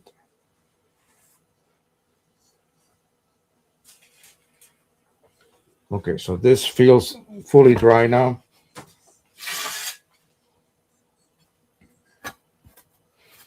See, normally, normal people will have, oh, wow. Okay, what the heck? So this is actually not the size I thought it was. Oh my God, hang on a second.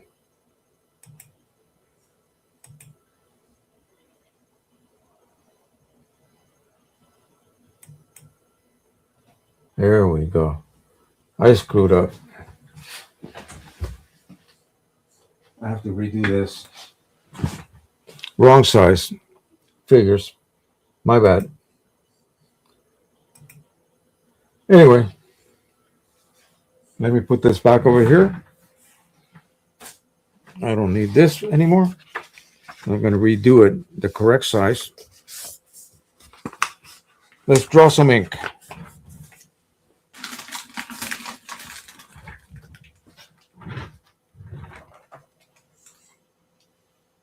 This is the tip you need to use for these PGI 29s.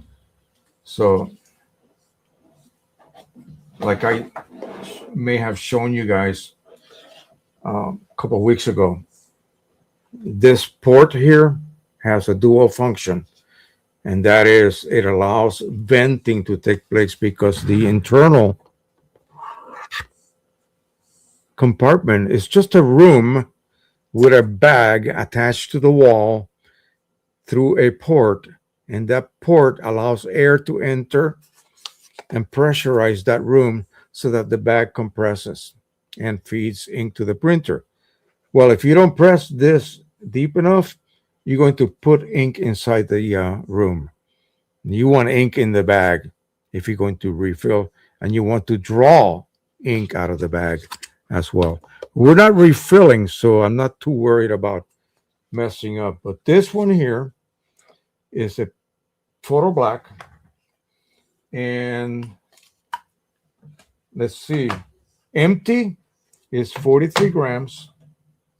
So I just want to see approximately like how much ink is going to be available here. So 53.1 is the weight. So we probably have 10 ml of ink. Now, keep in mind, this is a brand. This is a OEM chip still on it. So someone used this, not me, gave it to me, had 10 ml of ink left in it. Well, ink is like 80 cents per ml, depending on the brand, depending on the type. It could be $1 per ml. So that's, yeah, $8 right here probably. So let's suck that ink out. So I pushed it in hard. And so, yeah, I have, this is a 20 ml syringe. Now it's empty. And we can verify that. Let me leave this here. I have very little room here to work on. Okay, so this is zeroed out. This should be 43.6, 43.7 right now. So this baby is empty. Let me move this back so I can lay these empty ones right there. Next one, PBK, 51.9. So we got a little bit more ink in this one here. So let me go ahead and empty. And this will be photo black PK for the Pro 1. This is how you harvest ink. This is the way you get away with printing with OEM at a cheap price. I got these for free.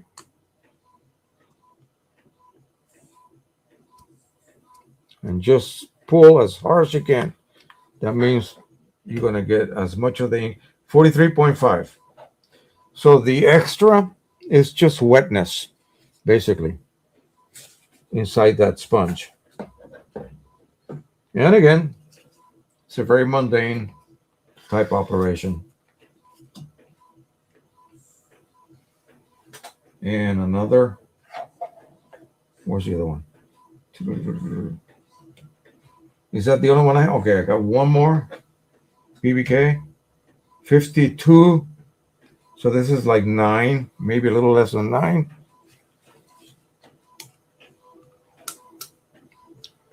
But this is how much ink people are throwing away.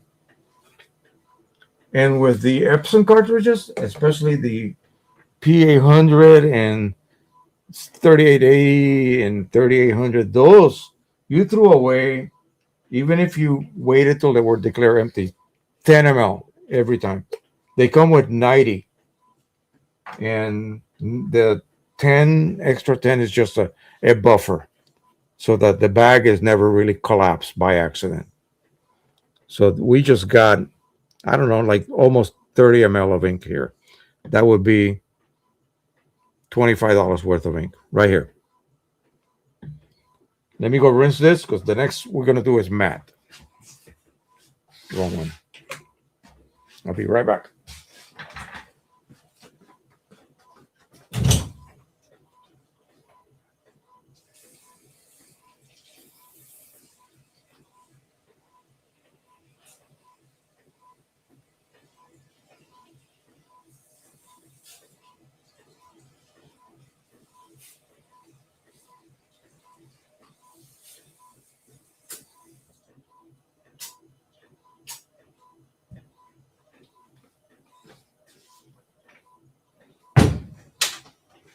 All right.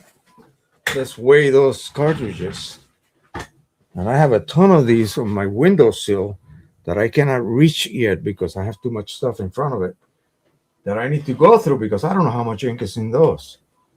So I might be another 51.8, 53, 50.8. That's good. That's about another 30-ish worth of matte black ink, which is great. If you have a bigger syringe, then you can just take the whole load off of the 3 all at once. Okay. Takes care of that one. We'll do the other one together. And like that. Boom, boom, boom. We'll put that in.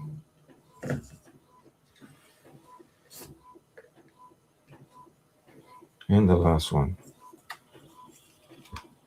And then these cartridges, normally what I would have done is to carefully remove the chips, surgically remove the chips, that is, so that then you can install OEM, not OEM, but single-use chips.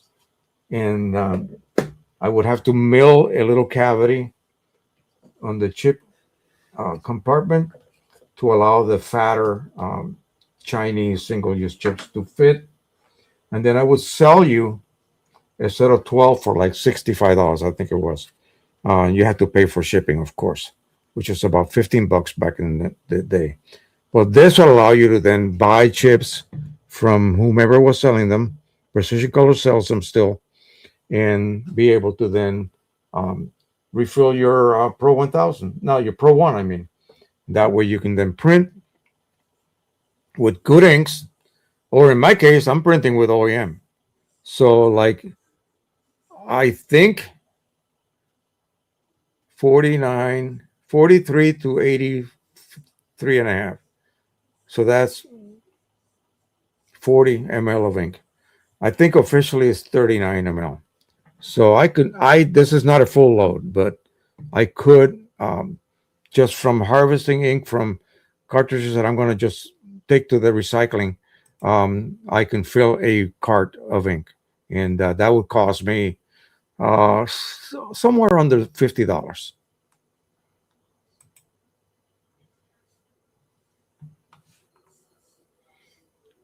All carts were empty except for the few drops, and I know they were almost full when I put it away. So ink must have slowly drained. Maybe that kept it from clogging. Could be. Yeah, plausible. Yeah, that's probably the reason.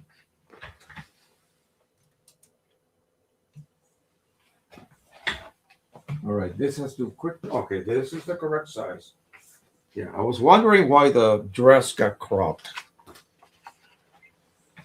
Yeah, my bad. So we'll let that dry a tiny bit. This is nice and warm. This is dirty. I need to rinse it.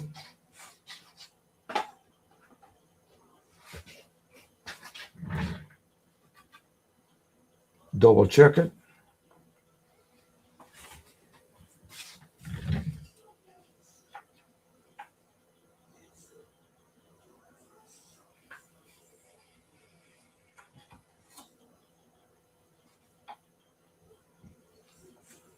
Well, if I can get this to work, I have a few more left that I would then definitely use.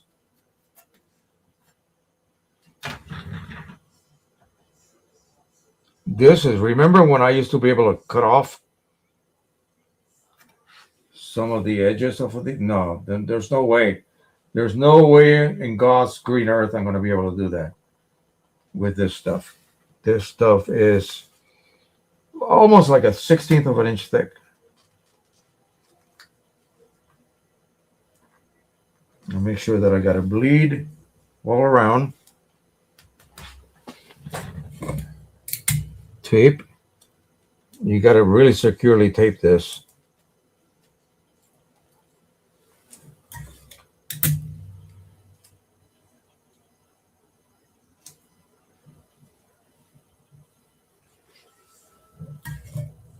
And I'm going to lay this with the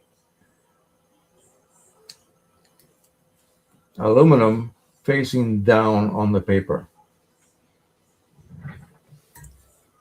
Hopefully that will bring it against the plate and a little bit closer than the other way around. Okay, I think that's enough.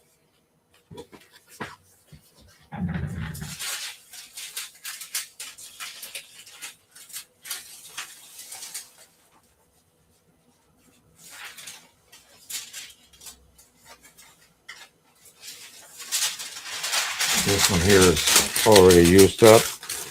Notice all the bleeds, okay? They get caught by the paper, the parchment paper, and that way the plating stays absolutely clean. And that's the key. All right, so that's nice and comfy and warm. Let me make sure. I am at 352 right now. So what I'm going to do is I'm going to let it cook for the 80 seconds, but then I'm going to count maybe an extra half a minute. See that it's dropping to 334 right now.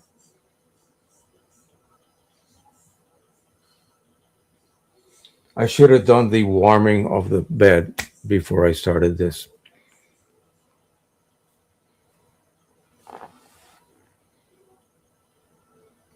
That may prove to be a problem. I should have warmed the bed. So it's suffering right now it's struggling 336. So I may have to do like a whole minute. Right now it's all guesswork.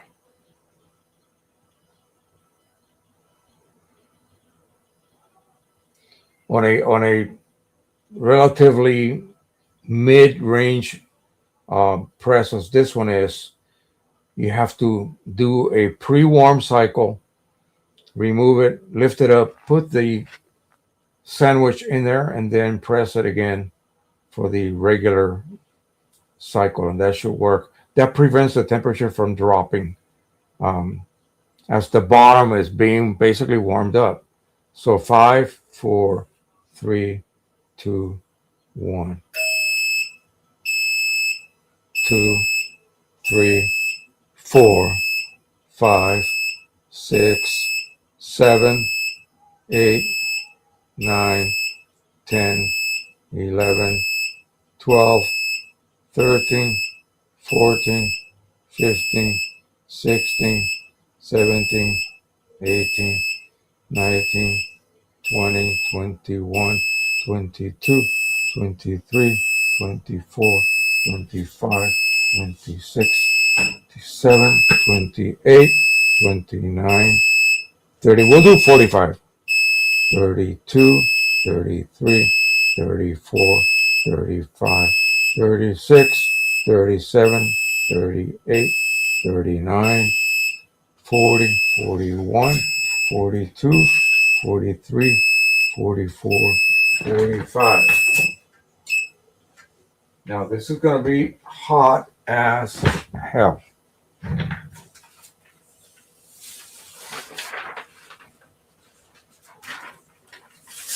So let me put this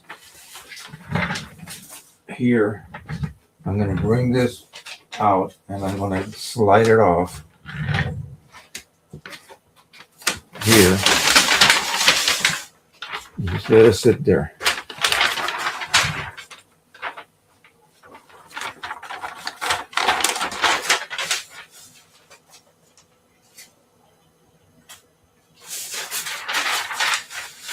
And cross fingers, cross arms, cross legs, feet, toes, you name it. And so I'm looking at my transfer rate. It seems pretty good. This is still very hot, so I'm just going to let it sit there for another minute or so. Ooh, boy, my table is hot now. Yikes. Unreal.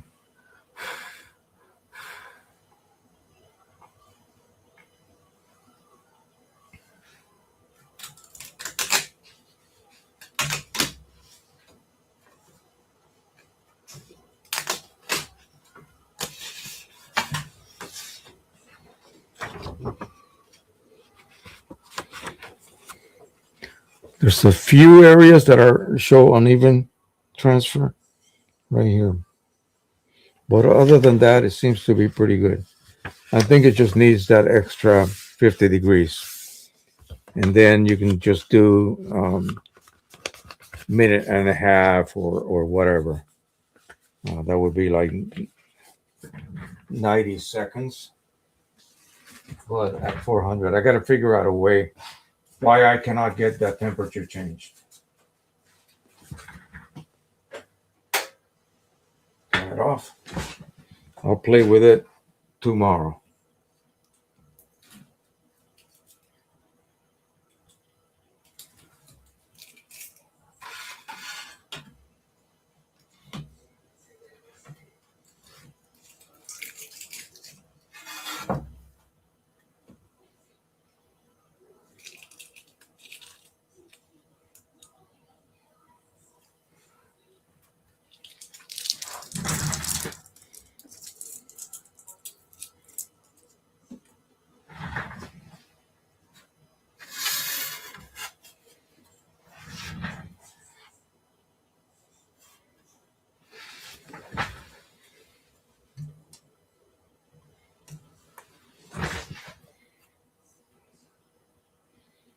That's amazing. Truly is. Well, that's why it costs so much money. See the thickness? This will not bend.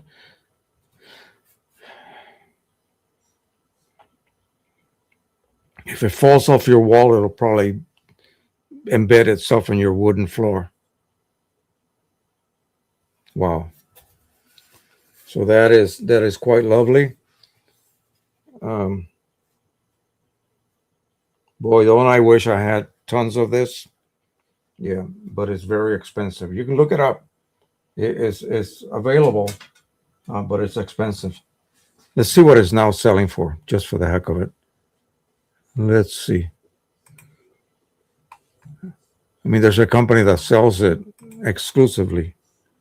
Chroma Lux Sublimation Aluminum.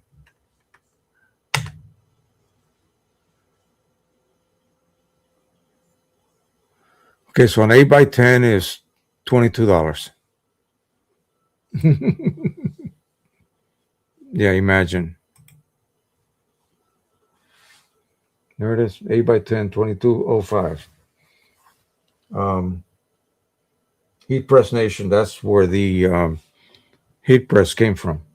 Now, Condi System, this is the people that send me this material. What are they selling? What is 286? That's got to be something tiny. Yeah, 4x4, 296.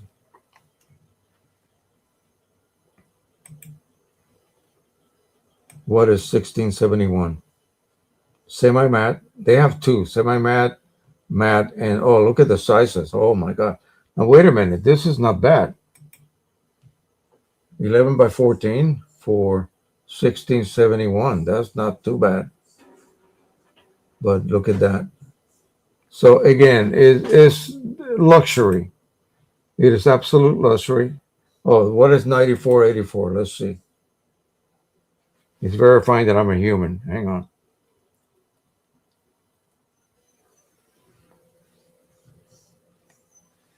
Five 5 inch by 10 inch, 10 panels. Are you kidding me? 5 by 10. Wow. Yeah, it's expensive. So, 8 by 10, $113. Wait a second. That cannot just be one. Pack of two? Yeah. No, a case of 10. Okay, that's expensive. So that tells you this is what you pay for luxury. So, I want to know, see, I'm gonna go to Condi because they're really, basically like the top. So 16 by 20. No, I want to know.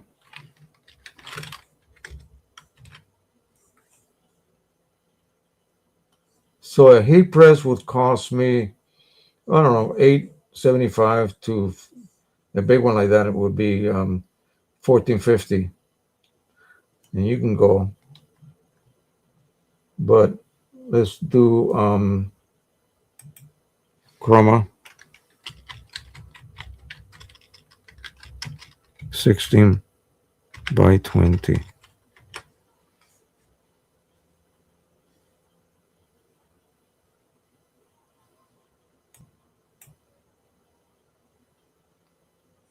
Sort by price. Do they not have 16 by 20? Yeah, maybe they don't. I'll just do Chromalox and see what sizes are available. Let's look at the most expensive one.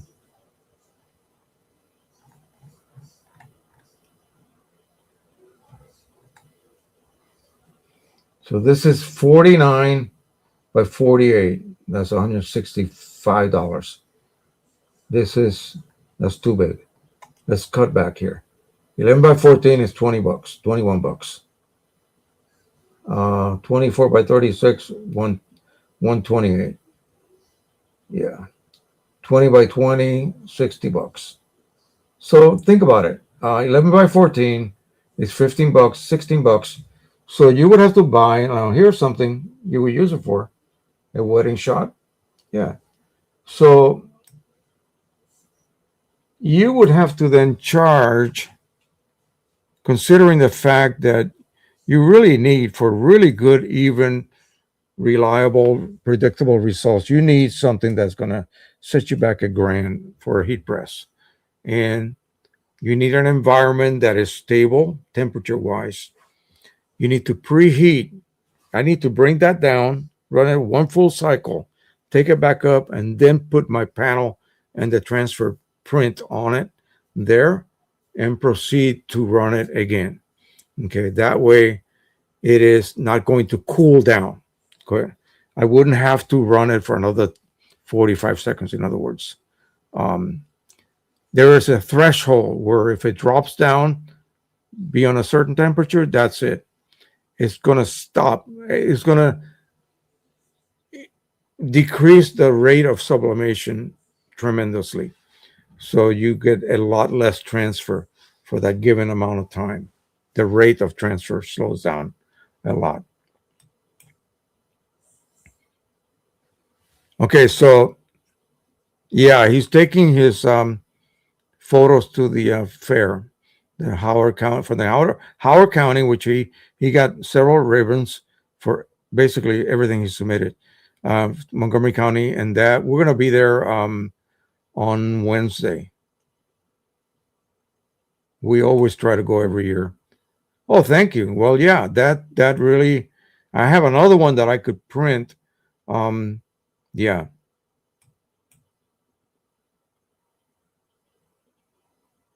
Imperfect Sync. Richard, yeah, we've admired your work. What was the response on Howard County Fair? Yeah, yeah, he got ribbons.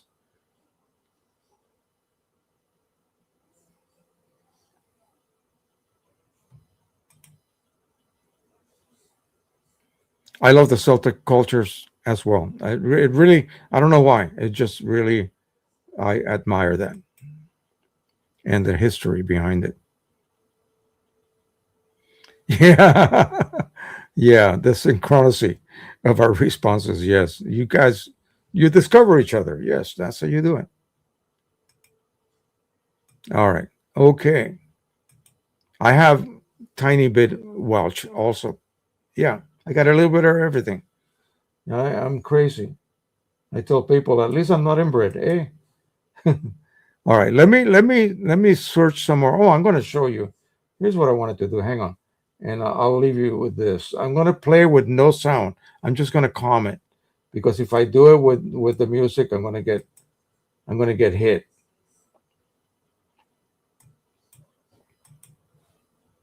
Let me close that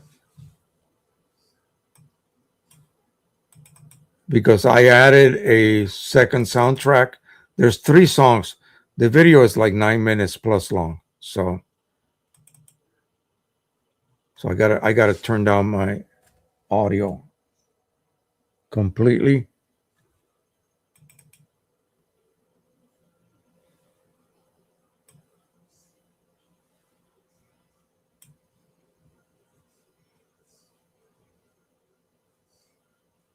Let me start it from the beginning.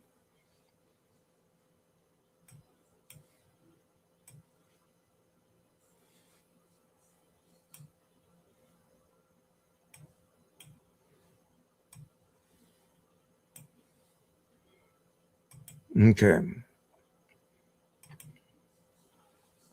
And I'll just comment. But let me finish here. Richard Bender says, my daughter won 4 ribbons and I won three. First, two first prizes each for the two of us. I'm not surprised. I showed my wife your photos that you sent me.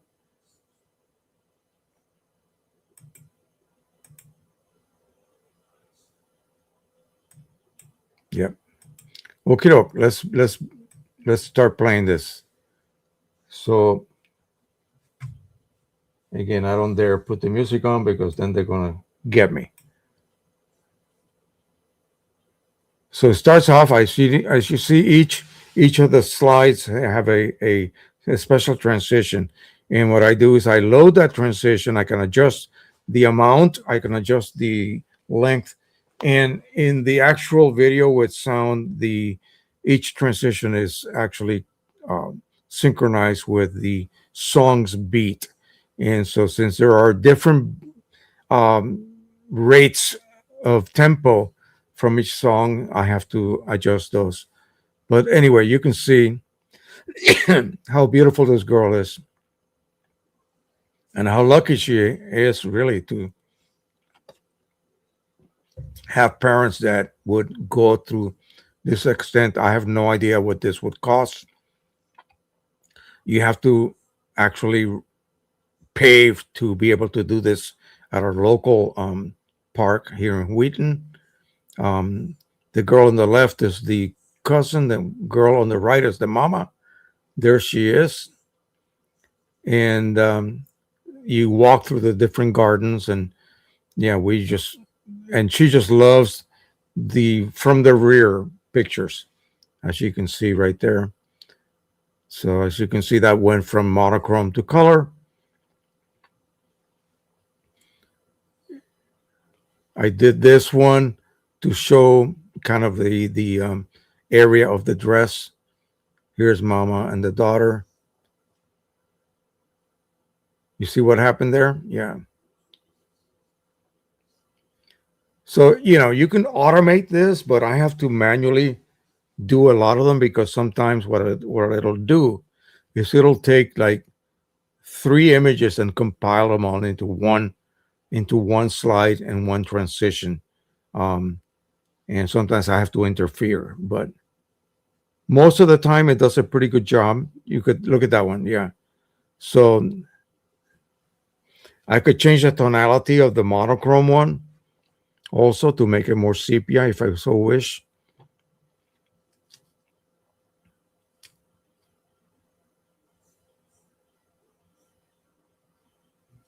And I just have like hundreds of these transitions that I basically paid for.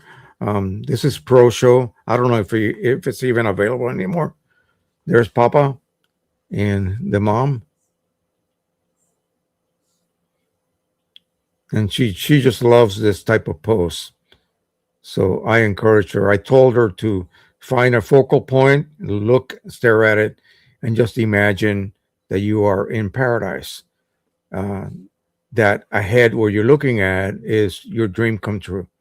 And so then we did a couple of goofy ones with her sister and cousin, um, because she had a like a it was like a fake flower thing with the name of the quinceañera. That's it. So this is her baby sister giving her trophy.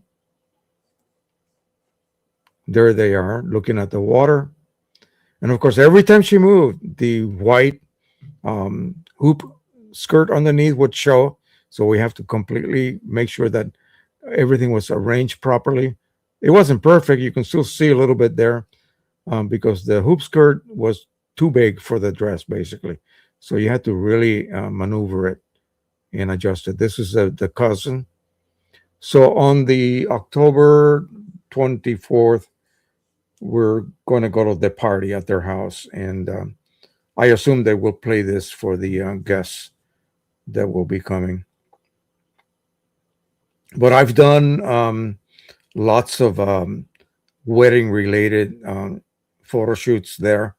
It's just a perfect place. And in the fall, it's just grand. It's just absolutely gorgeous. I thought maybe that one, which I did, I think I did one of those as a 16, at 13 by 19. In fact, yeah, right here, one of the reflecting pool ones. I think this would be a good one for sublimation. Oh, it's upside down. You can see it right there.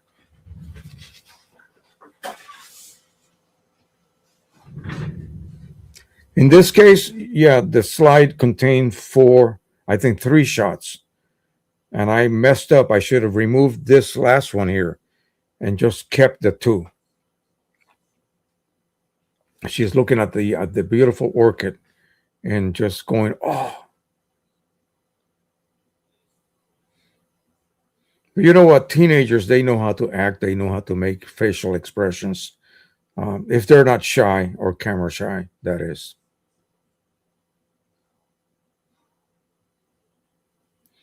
What I did in this case, I had her walk up the stairs and I kept shooting, and I just picked a couple of them. So there's like another maybe 100 shots that I just deleted. Look at that. Notice the look of the monochrome. That would be, I would print that monochrome, that one there. Okay, that's her sister making faces.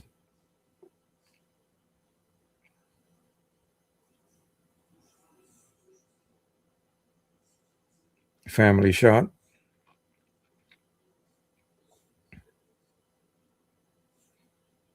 Close up of the little princess. Yeah, she's a piece of work. And she wants to go to Albert Einstein High School, which is right down the street from us. And that is an arts and music program type school, specialty type school. My kids went there before it became that, although my son was in the music program from the very beginning since grade school, and he plays trombone. And he plays once a year. They have the alumni jazz band come in and join the current jazz band, and they put on a concert, which is going to come up actually this fall sometime.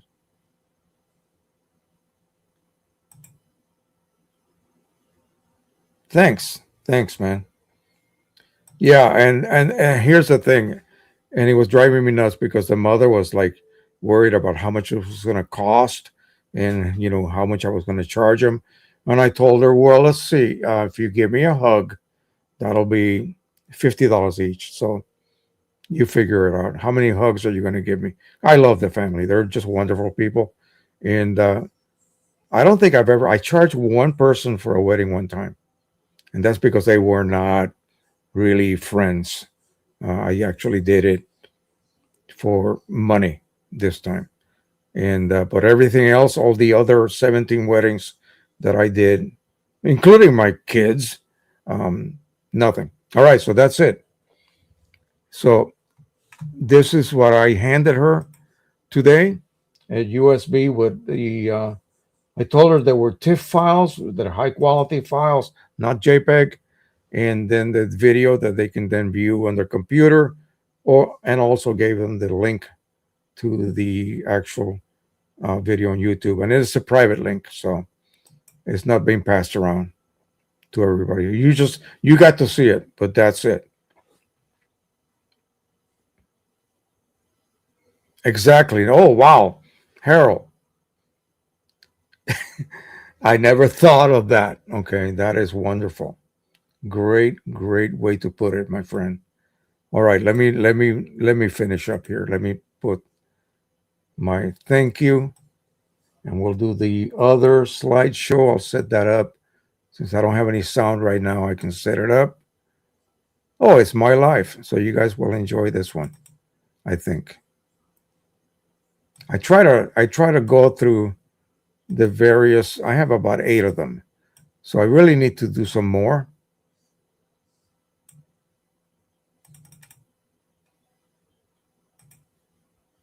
Let me get it queued up because it begins like I tell people when I show them this, in a way that you will never see me. You'll know what I'm talking about. All right, so next week we're going to do this comparison, and then we'll proceed um,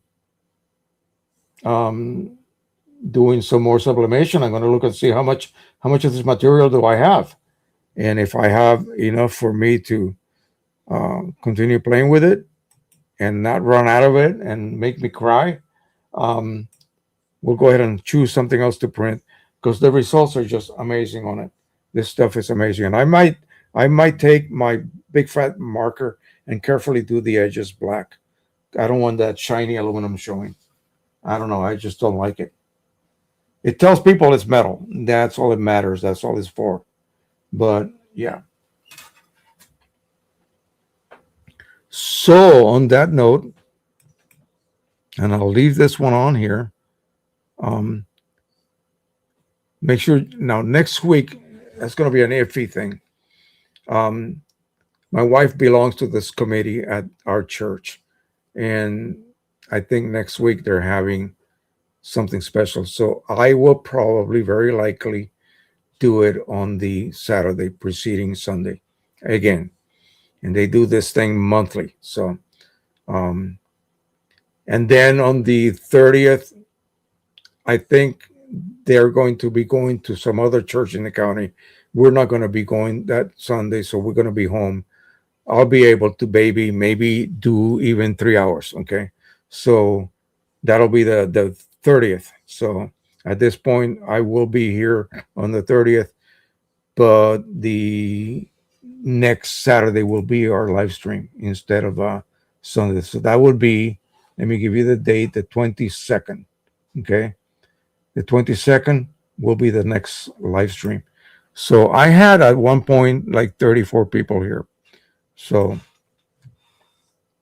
hopefully, enough of you will get the word, have gotten the word, and I will put it on my Facebook group. Of course, the link that I always post will be for the actual day and time. So make sure you check that out. All right, that's going to be it. So let me. What I'm going to do this one, I'm going to do a little bit something different. I'm going to walk you through the video, my life, and I will comment very quickly what each picture represents, okay? So that you know exactly what was going on. And this is mostly about our family, okay? From the very beginning up to not not recent, but yeah, a few years back. Okay. So thank you so much. Really appreciate you guys being here. Thank you so much for the super chat gift. The whatever that was called, they have a new name for it. I really do appreciate that's going to make this live stream seem like it just skyrocketed. But thank you so much, Feslope. Yes, Fred Elias, thank you again for that. And we will see you all next week. Let's jump over to the slideshow and I will do a little narrative with it along. Hope you guys don't mind that. Let me scoot down. All right, so I will put your buys and thank yous right now. Harold Davies, appreciate that, brother.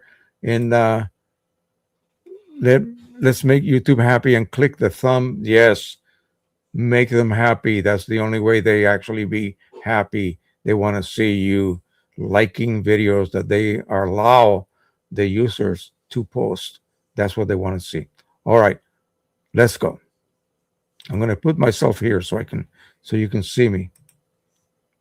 And let's play this.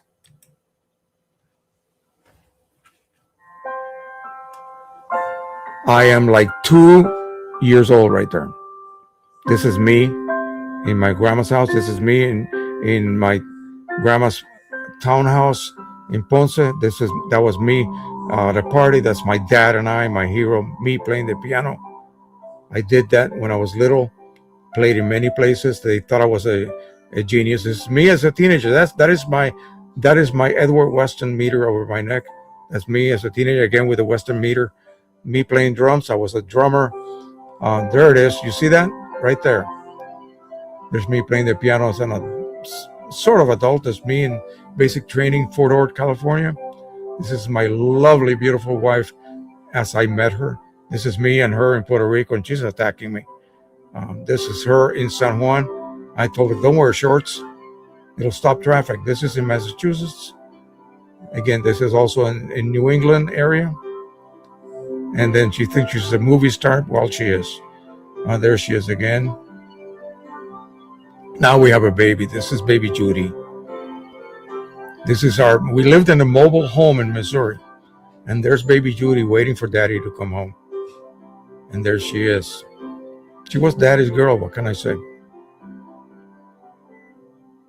Okay, this is like getting close to me going to Korea. This is me coming after I came back from Korea. And they're all out of order. So this is me and her. I don't know where we are at, but this is at home. Baby Judy still. We don't have Janice yet. This is her. Actually, that was in Wisconsin. This is baby Janice. This is baby Janice, baby Judy. This is my sister Eva, my wife Janine. This is my wife. She sent me this picture in Korea, and I said, well, isn't it time to go home yet? Anyway, there she is. This is Jeremy, Nathan. This is Judy, Janice. This is Judy, Janice, and Jeremy. This is me and Janine visiting her parents. This is me thinking I'm a boxer. I was a skinny dude back then. Look at that hair. My newspaper crew. This is my drum dryer. This is we had my office on the attic of the bowling alley. This is Janine picking up the mail. This is me in Korea. Me in Korea outside my Quonset hut. I had a little garden. This is me relaxing in my office. This is me wishing I was home. Again, same thing. Being normal. This is my office. No one was there, so camera on self timer. That always works. This young man was assigned to me. This is me in Massachusetts now. I'm in the Special Forces. This is me with my team, and I actually fixed this. This is me in Central uh, uh, Honduras. That's a mash. This is me getting. Oh, wait a minute. Wait a minute. Wait a minute. Wait a minute. Wait a minute. Actually, no. Let me backtrack. Let me backtrack. Don't leave yet, folks.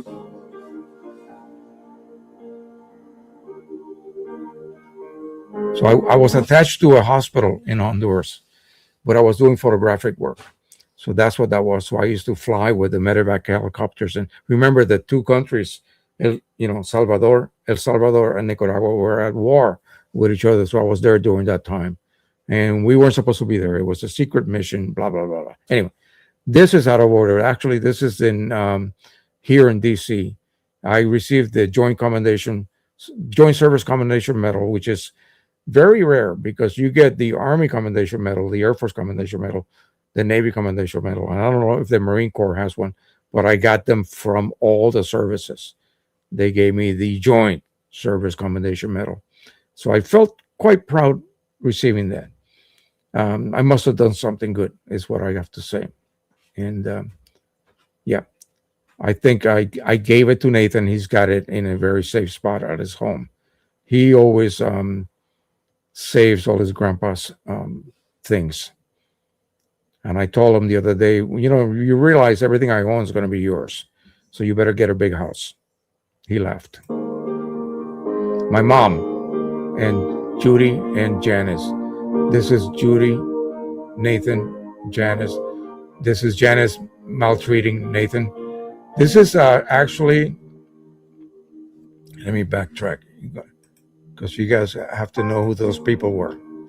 Well, I should have made this a longer video. Okay, so this is my daughter, Janice. She lives in North Carolina right now. She married a Greek guy, and he is the one that had the stroke. This is Judy. This is Nathan's mother. This is my cousin, Omar. He's now a music professor in University of Texas. And this is Jeremy, little Jeremy. And then this is my Ricardo, my cousin Ricardo. This is my sister's two boys right here. And he lives in Connecticut and married, and he is married in Texas. His wife was one of the Chippendales. So Chip or Dale, not the dancers, but the chipmunks from Disney World. She actually was a character, and her mother was the what is it? The mother magic. You know what I mean? And they participate in the parades, and they come out and greet the kids, stuff like that. But anyway, so he took on into music because of me. He told me, so he called me his hero.